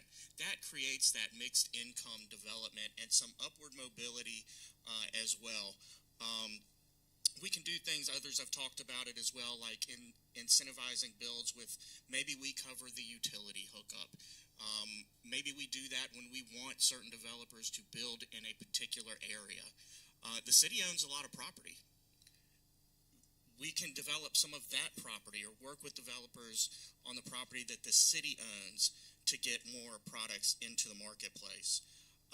We can offer mortgage assistance for first-time home buyers or for our first responders, those police officers or firemen that are working extra shifts to make ends meet, or the teacher that needs a little bit extra to get into that home. And one of the things that hasn't been talked about is providing tenants with the tools and education so that they can stay in their home. Nobody wins at eviction. And when a tenant is evicted, that can stay with them and prevent them later from being able to get a mortgage and to be able to get into a home. So we should work with nonprofits or the programs that we have with the city to offer those type of educational resources to our tenants as well. I don't remember the question, but I'm going to go down a rabbit hole like everybody else has. I'm going to date myself a little bit. I remember my first home, my first rental apartment was $80 a month. And my wife and I were real excited about renting into an individual-owned 4 duplexes, and we rented an apartment. And then I got a $1 an hour raise, and I was so excited in the late 1970s. And my wife and I said, maybe it's time we go buy a house. We'd saved a couple $1,000s. We went out and bought our first house. My mortgage payment was $143 a month. The reason why I tell you this story is not to date myself in the 1970s, but the point we're missing, I think, today is that it's not about giveaways. It's not about helping people along. It's about paying people more money. People have got to make more money to afford what they want. If they can't make the money, they can't make the payment. So having a giveaway and having some subsidies and all these programs that we want to have are cost the taxpayers a lot of money. So why don't we help employers pay people more so they can afford what they want to live and what their dream really is? So maybe I took the answer a little differently, and I apologize if I didn't answer your question, but I think it's important to understand it's not always about a giveaway. It's about people making more money and having ownership for the first time in their life. And we were so happy to have that house. $143 a month. We were just jumping up and down, and I remember the house as long as I live. And y'all each remember your first homes and probably remember how much the mortgage payment was for you. Thank you. You need to stop apologizing. You answer questions very well. I love both the first panel and this panel. I think would be a great working committee for helping with our housing crisis. One thing that we haven't spoken about is what do we do to help our current homeowners and renters? As our current tax prices continually increase, we are taxing people out of their homes and out of their apartments. I know my taxes went up in 2022, 53.9%. The following year, 42.9%. In the last 2 years, it's gone up 3-point-something% each year. There's the majority of Guilford County that is on low income, fixed income. And yet we have the highest taxes comparable to Wake and Durham County, which are comparable to our county. We pay more taxes than they do, and they offer more services than we do. We need to reevaluate what we can do to help our existing tax base, our existing payers, so that they don't leave. We need to show our current constituents that we care about them and we're listening to them and do a revenue neutral, both at the city and the county level. We also need to make sure we're listening to our young voters. I have heard numerous times that when they hear the word affordable or attainable housing, the first thing that comes to their mind is crime, because that is what they have seen here in Guilford County. Not just in the city of Greensboro, but Guilford County as a whole. And that makes them nervous. They don't want to be in an apartment complex that has the word affordable or attainable with it. And that's not something good that we want to hear.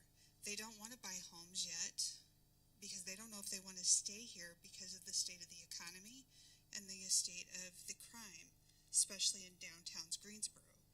So before we can start really working on attainable, affordable, however we want to look at it, there are a whole bunch of moving pieces, which I know a lot have spoken on. And I am not an expert when it comes to creating homes like this, I can tell you that, but I am someone with knowledgeable expert on the business side, and I can tell you on the business side, we will fail if we don't encompass more than what is being spoken about. Well, obviously the solution is we all need a raise. Money seems to be an integral part of the solution for all of this. Interesting assessments. Thank you all for your conversations. It does bring to mind, actually, what turns out to be quite a pertinent question, the next in line. What policies would you support to encourage private investment in mixed income and senior housing developments within the city?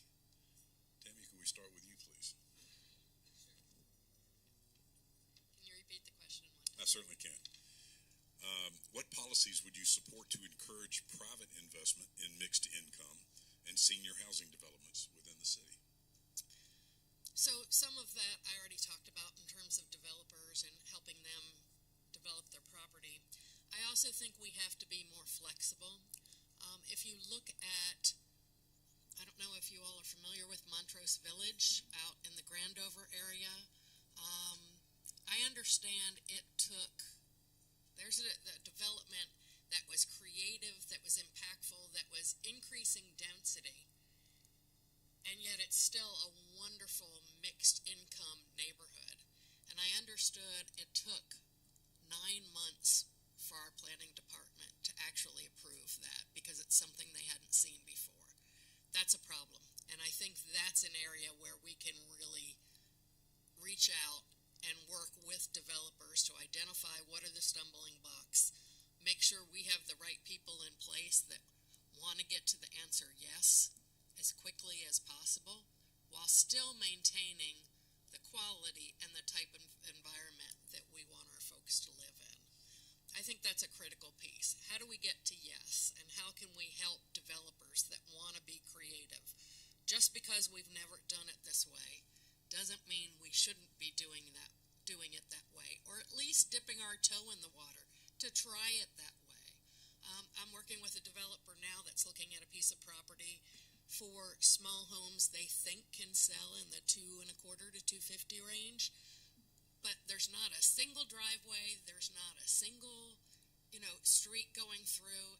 It's a single parking lot, and then walkways to all the houses that are in clusters, creating a wonderful little neighborhood that's very exciting. Not something we've seen before, at least not that I'm familiar with in our district. But yes, we can do those kinds of things. It's creative. It's encouraging, and encouraging our builders to be creative in that way and think outside the box. Say, here's something we need to work on, and getting their input as well. I also think, and I'll make it very quick, that we need to take a look at the number of vacant houses around our city that have tax liens on them that nobody's ever going to pay, and foreclose on those houses and make those available to private individuals, small-time builders, large-time builders, whatever, to redevelop those properties and make them inhabitable again. We have got to work with the county on getting the tax collectors to foreclose on those empty buildings that are just sitting and going further and further and further into decay because they're abandoned. And that's another area where I think we can especially help the young entrepreneur developer, the private developer that wants to get started.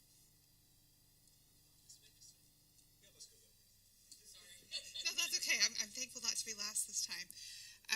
The property Tammy was just talking about, where it's a big parking lot around the outskirt and you have all the homes to go to, I've seen that. It works.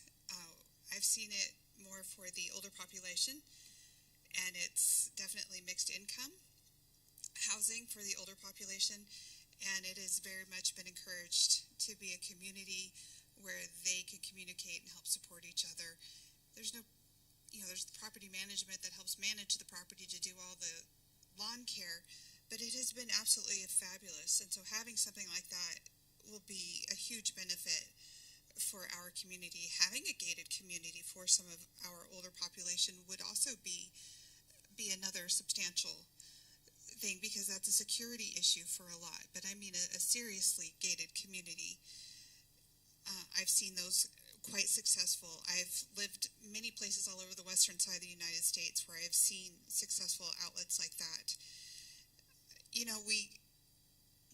We have a lot of solutions that we can look at doing, but there isn't going to be one final happy answer. So having flexibility, permitting was a huge discussion in our last meeting, and Tammy had a lot of good ideas on streamlining the permitting, and we do need to work on streamlining permitting to help encourage our developers to want to come here and to develop.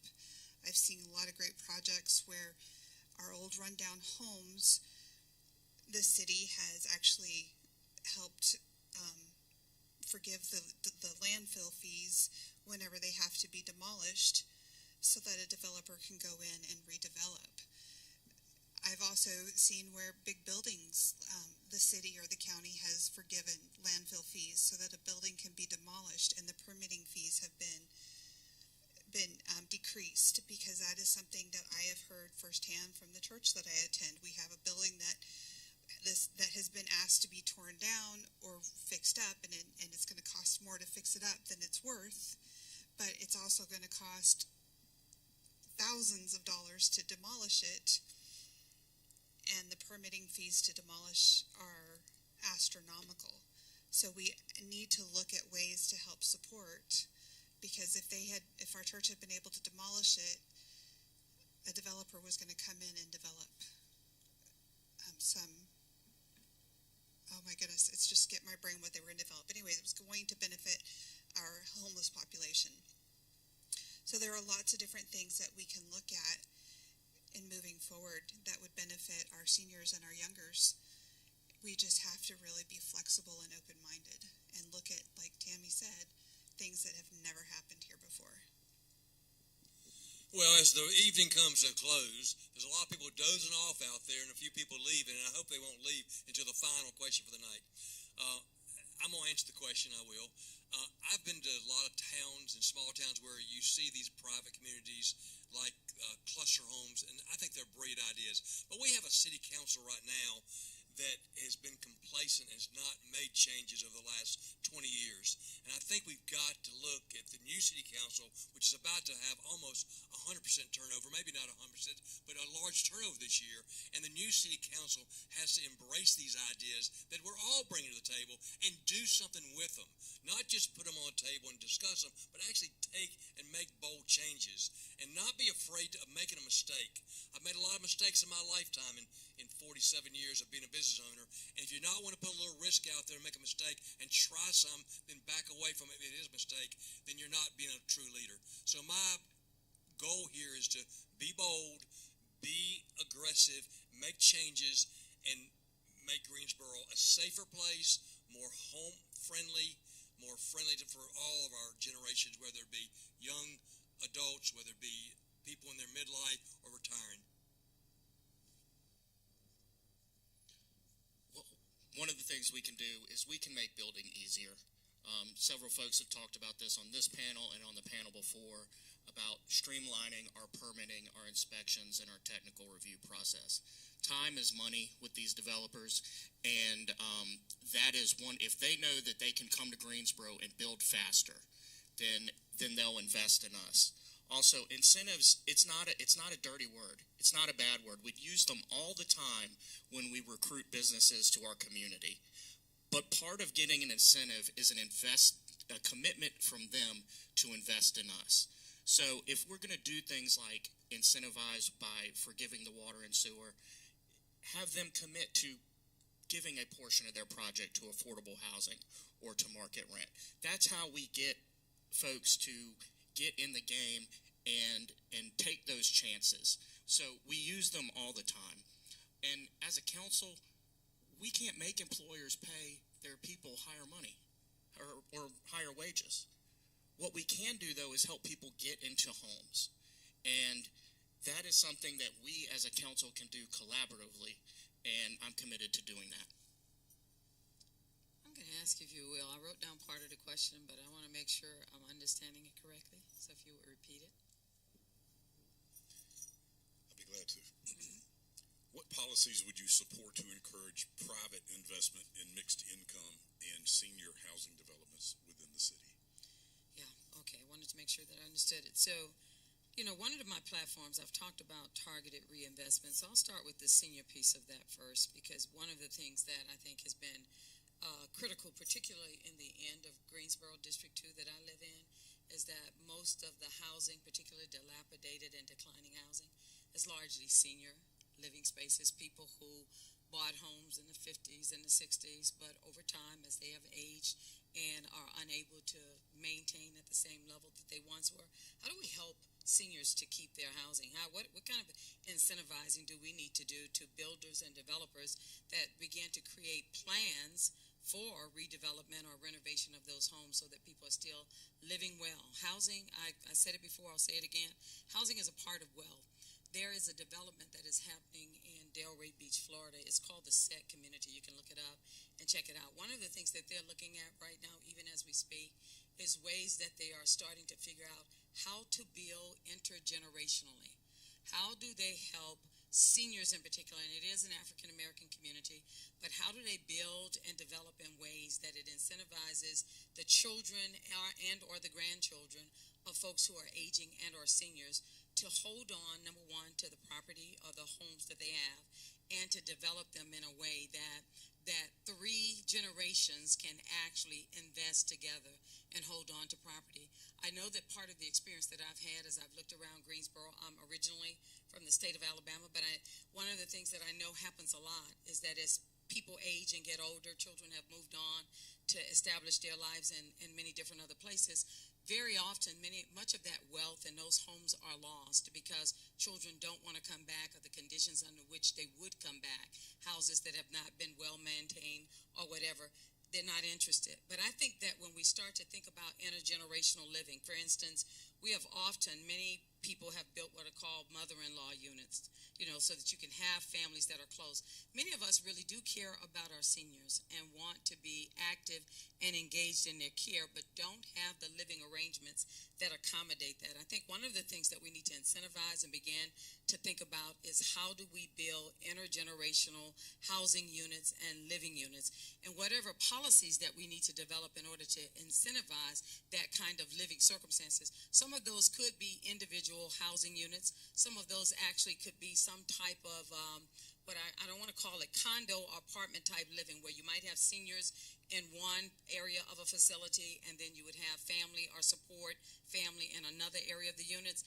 I think it's something very creative, something very inventive, and something that we need to begin to think about, because in my community, the largest loss of wealth occurs as a result of seniors with homes that, again, as they age, can't maintain them anymore, and there aren't necessarily in place the kinds of things that would be inviting their children and their grandchildren back to be active in that care. So I'm not sure of the incentives, but I know that we're creative enough, I know that we're brilliant enough to be able to come up with what are the kinds of things that we can do in relationship with developers and also with community people at the table to begin to think about how we do that.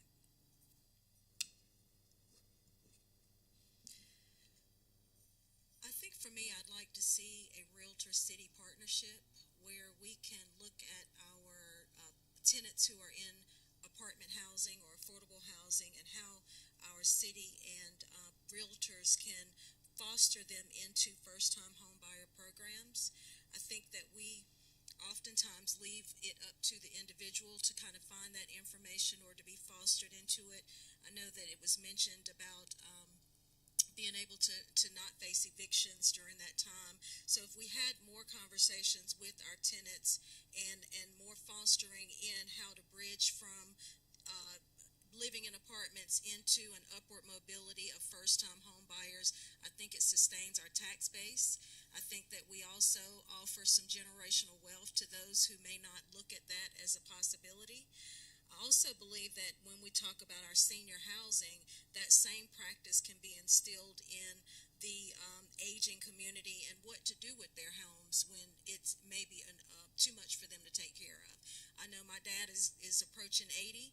He lives on 2 acres in a 2,000 square foot home, but theoretically he lives in 3 rooms in that house. So it's too much house for him to actually maintain, but what's the next step?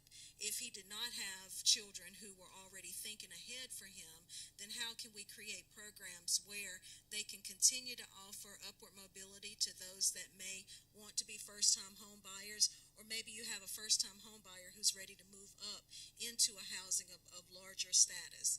So those type of programs I'd love to see incentivized and fostered between cities and realtors so that it is a partnership and not necessarily 2 separate entities working in silos. Thank you.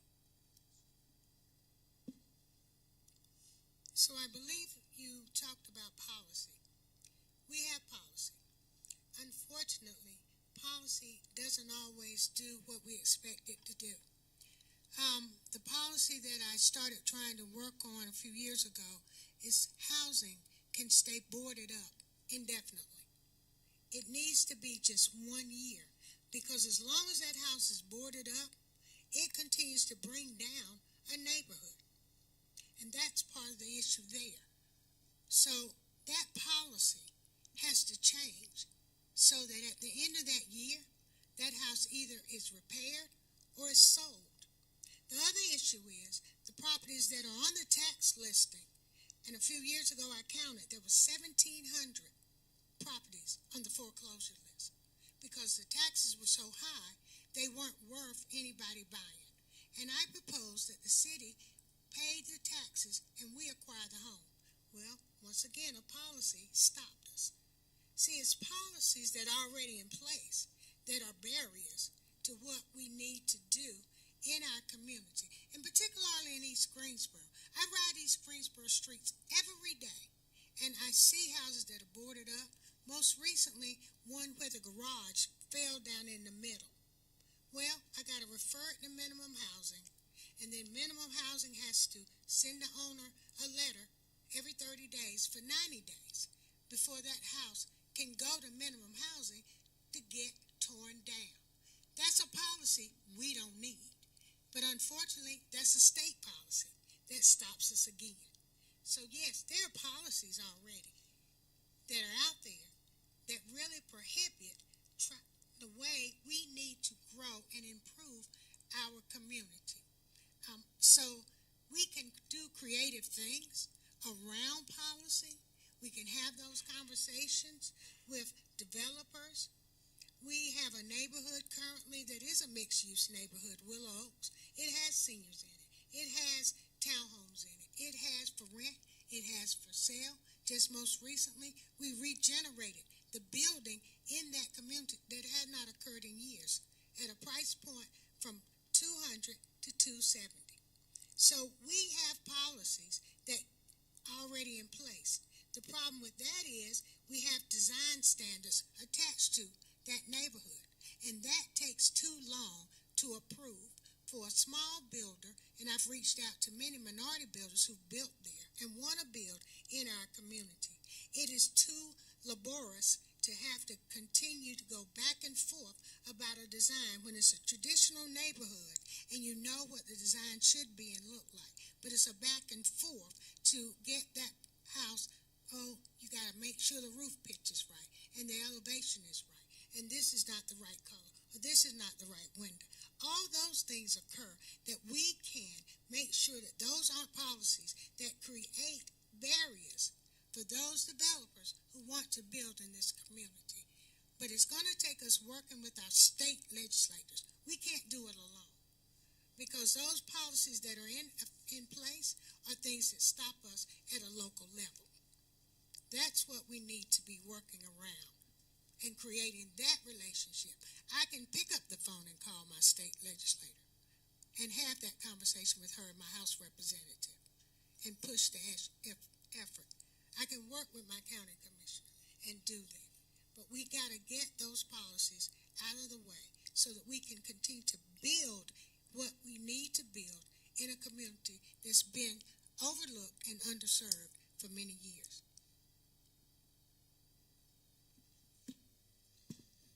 We still on that 2-minute limit? Everybody has to You're good. I know. So policies to encourage private investment for mixed income and senior housing. To Sharon's point, there is no incentive for housing outside of incentivizing affordable housing. I've been working on a project that would be an $80 million project, and the bogey on the cost to build and the parking is high, and there's no program at the state of North Carolina that we can use to incentivize housing. So I would throw that back on y'all. What can the realtors, the landlord, and the builder association, which are three very powerful organizations through your state and federal lobbyists, help us develop the playbook that other best practices in other communities and other states have done? Because we don't have the tools. So that is a problem from a policy perspective. When I get called, it's usually some hurdle or barrier from a staff perspective.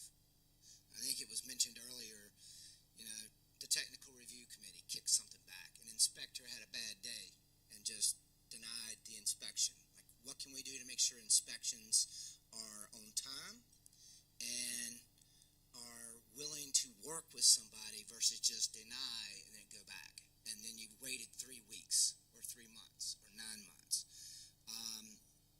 I do think the development services, having somebody that's there to help builders housing, I think we need to identify, and the new person the city hired, I'm looking forward to working with, and having somebody handhold through the process. Zoning regulations, I believe it was last Thursday, Amanda Hodian recommended that we do away with the different R's, R3, R5, R13, where you have one more classification versus having multiple, where it costs money to hire attorneys and you got to fight with city staff to educate and fight with neighborhoods. And so getting away from that's a policy perspective. The other two things I'll say is I completely disagree that this city council has been complacent, that we have not been complacent. You can't tell me very many residential housing developments that we've turned down. I can't tell you one. So we have not been complacent. And as far as us taking a risk, it ain't about me. We represent 300,000 plus people in the city. Whose life in this room do you want me to risk? I don't believe in that. I want to make calculated, intelligent, informed decisions for the betterment of our community. And by the way, there was a comment about the safety of downtown Greensboro. I completely disagree that downtown Greensboro is unsafe. It is very safe. We've got a great downtown, and it's going to continue to grow just like this city is. Thank you. I was remiss not to shout out my realtor, Mrs. Alston. We bought that condo like a pair of shoes, y'all, and it was such a wonderful experience. And I live at the Hampshire, and so a lot of folks already think it's a senior housing complex. Anybody? It's not, and what I've learned is the values of aging in place is just something that is critical to my constituency. And what I'm learning is, what I'm excited about is that the new people to Greensboro are going to help with our tax revenue to support the old people of Greensboro. And so with that, we would be able to speak to city staff about creating a budget where seniors are, with seniors in mind, that the infrastructure and the services, particularly transportation, GTA is always in the front of my building. What works in my unit, what I've learned is not just about the housing, it's about having everything accessible. And so I can see the hospital, and that means that, that folks are able to get that in their aging spaces. They're able to access churches, and that's important for aging in place folks, right? And so I do think transportation is one of those services and infrastructure that needs to be happening if we're going to be talking about senior housing. One of the things I also want to say is, yes, I don't think that we have to move away from projects, and I think that that's what the next 30 years of building a city looks like. We have a bunch of projects, especially with senior housing. They're now dilapidated, and so popcorn projects is not going to be a city made. And so we do have to build comprehensively, right? And so this is like the Sims card of building a city. Is there a hospital? Is there a grocery store? And so these pop-up projects are not going to cut the future of Greensboro and taking care of all of our levels of aging. And so one of the most particular ones I also want to talk about is Revolutionary Mills. It was a huge investment, but it never really gave any type of improvement to Summit Avenue, the houselessness population. And so I don't think that there was inactivity necessarily, but there was some short-sightedness around what the city needs in the future. And so I just want to make sure, because I'm passing the mic prematurely, y'all, and I don't want to do that. So yeah, I do want to say with Rev Mills, when we talk about some of the popcorn projects that we've experienced in the past, we need to make sure that it's about mixed income housing, but also retail, right? There has to be development around these structures to support livability at every diverse income. And so I would say that one of the most things that we need to do is move more comprehensively. Thank you. Thank you all for your time. There have been some great ideas. It's been wonderful having you here as our guest, and I will tell you the Realtor community is very thankful for your willingness to come and speak to us. I've got a tremendous challenge for each of you now. I'm going to start with Monica and go down the line, and instead of asking you a question now, would you please take 1 minute?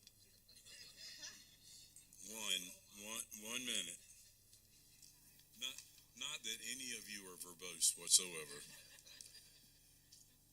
And summarize or make whatever closing comment you would like to make.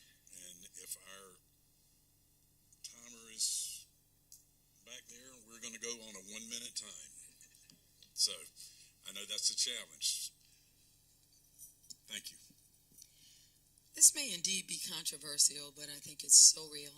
And I think that, and particularly because you all are realtors, developers, and you represent the future of what's possible in this city, you take the worst of a place and you fix it up. And when you fix it up, you move everything else that's a part of that place, you improve. I think that Greensboro has limitless possibilities. There's so much can happen here. This ought to be the most inviting city in the country, and I think it is. But I think what we do and what we choose to do right now is going to make all the difference in the world. And we move that needle by evaluating where we are, and the worst conditions of this city are the conditions that we should begin to look at for improvement and for development and for reinvestment.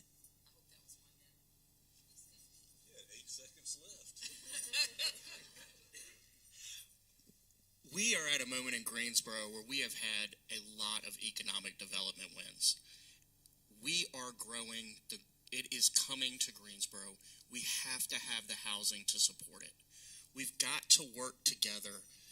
I know we use this word all the time, collaboratively with the realtors, with the builders, with other private partners to get more housing stock into our marketplace, because that growth is coming.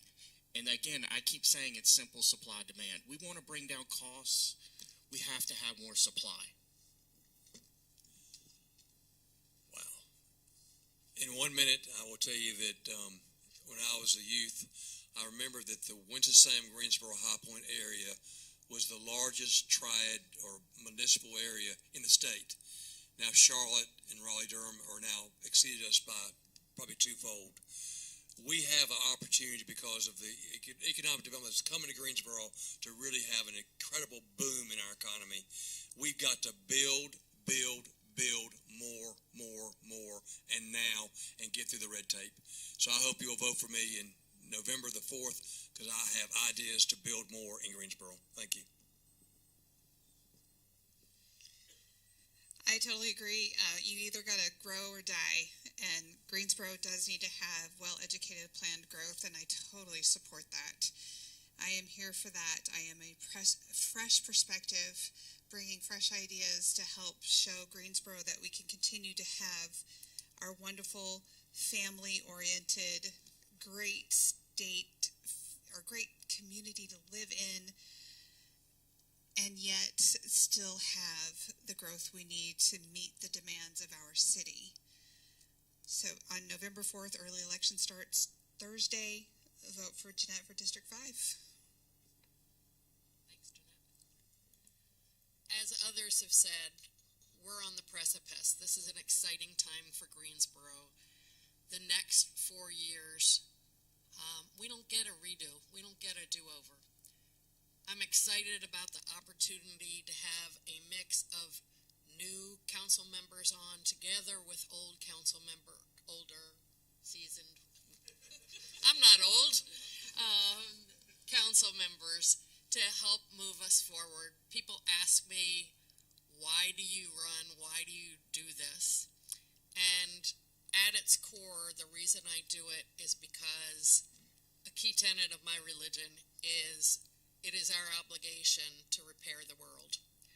And I can't repair the world. I can't repair the U.S. or the state, but I can have influence over repairing some of the things that I think need to be repaired in Greensboro. And that's why I do it. Please consider me. Please reach out to those folks that you've bought or sold houses to and encourage them to vote. We need a better turnout in the vote than 10% of our community voting.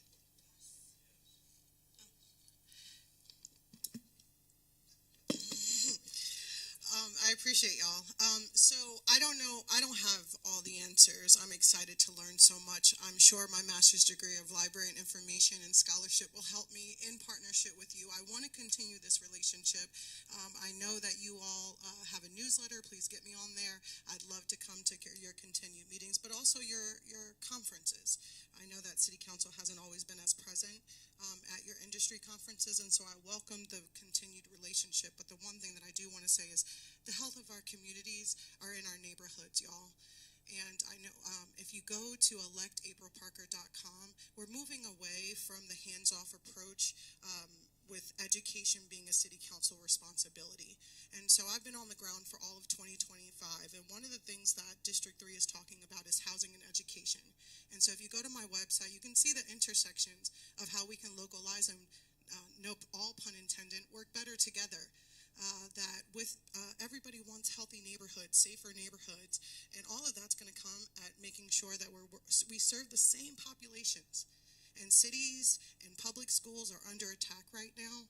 And so with national hostilities, I really want to work together with you on City Council to take care of home. And that's going to be working across systems and across level of governance so we can develop strategies to build, like I said, that comprehensive to take care of and to improve our neighborhoods, because that's going to determine the overall health of our city. Right now, we've normalized poor neighborhoods and the existence of Title I schools. That's all at the intersections of housing and education. And so we're all invested in making sure that that changes, and we cannot delay that type of equity work. It is critical. I look forward to doing that with you on City Council. I hope you can vote for April Parker. Thank you. Thank you all again for having us this afternoon. As I mentioned before, public safety, economic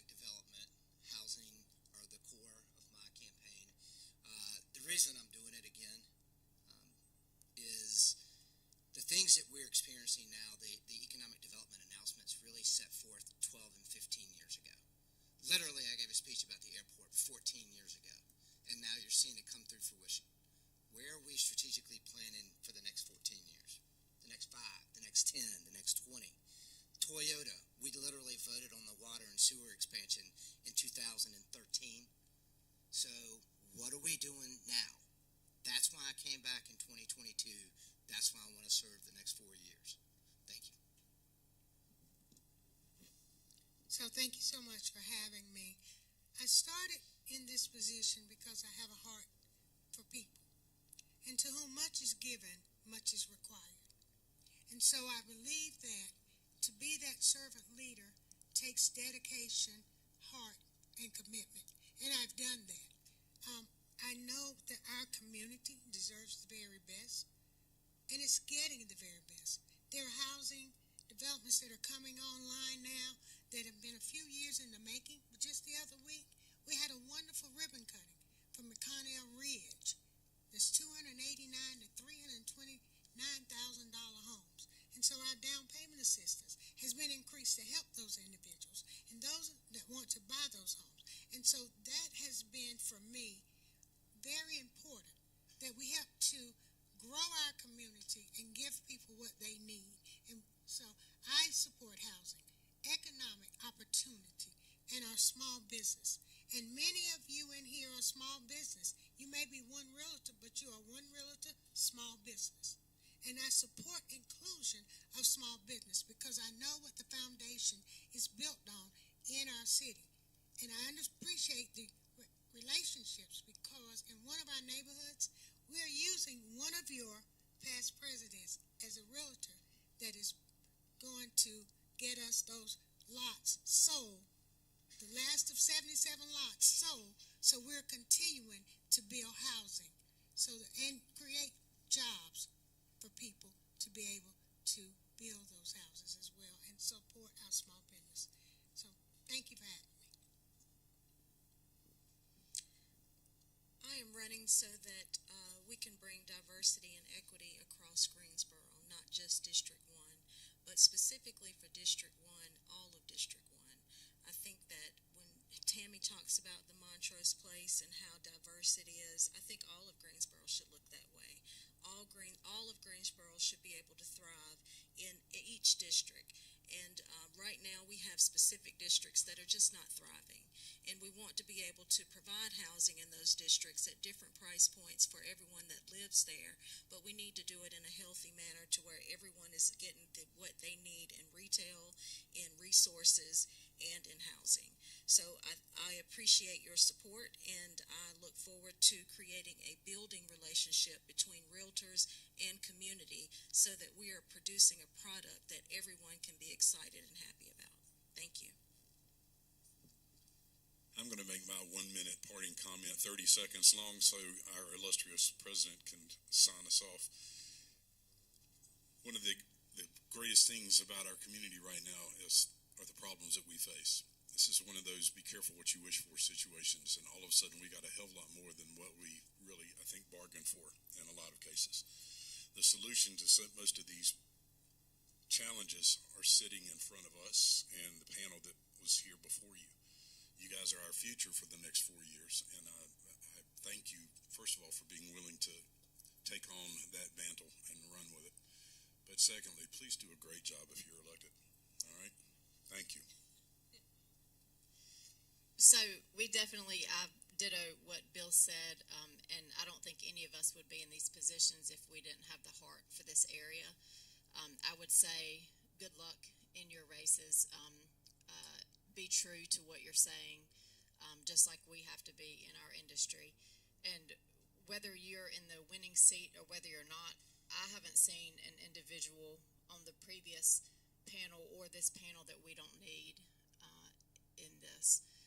So I would just encourage you to become a partner with us, no matter what your seat is, because I think that everyone's intentions are the same. So yes, just good luck. Thank you again for your time, and please lean to us. Don't forget about us when you get in the high seat, because we're behind you, and we need you, and you guys need us as well. So thank you for being here.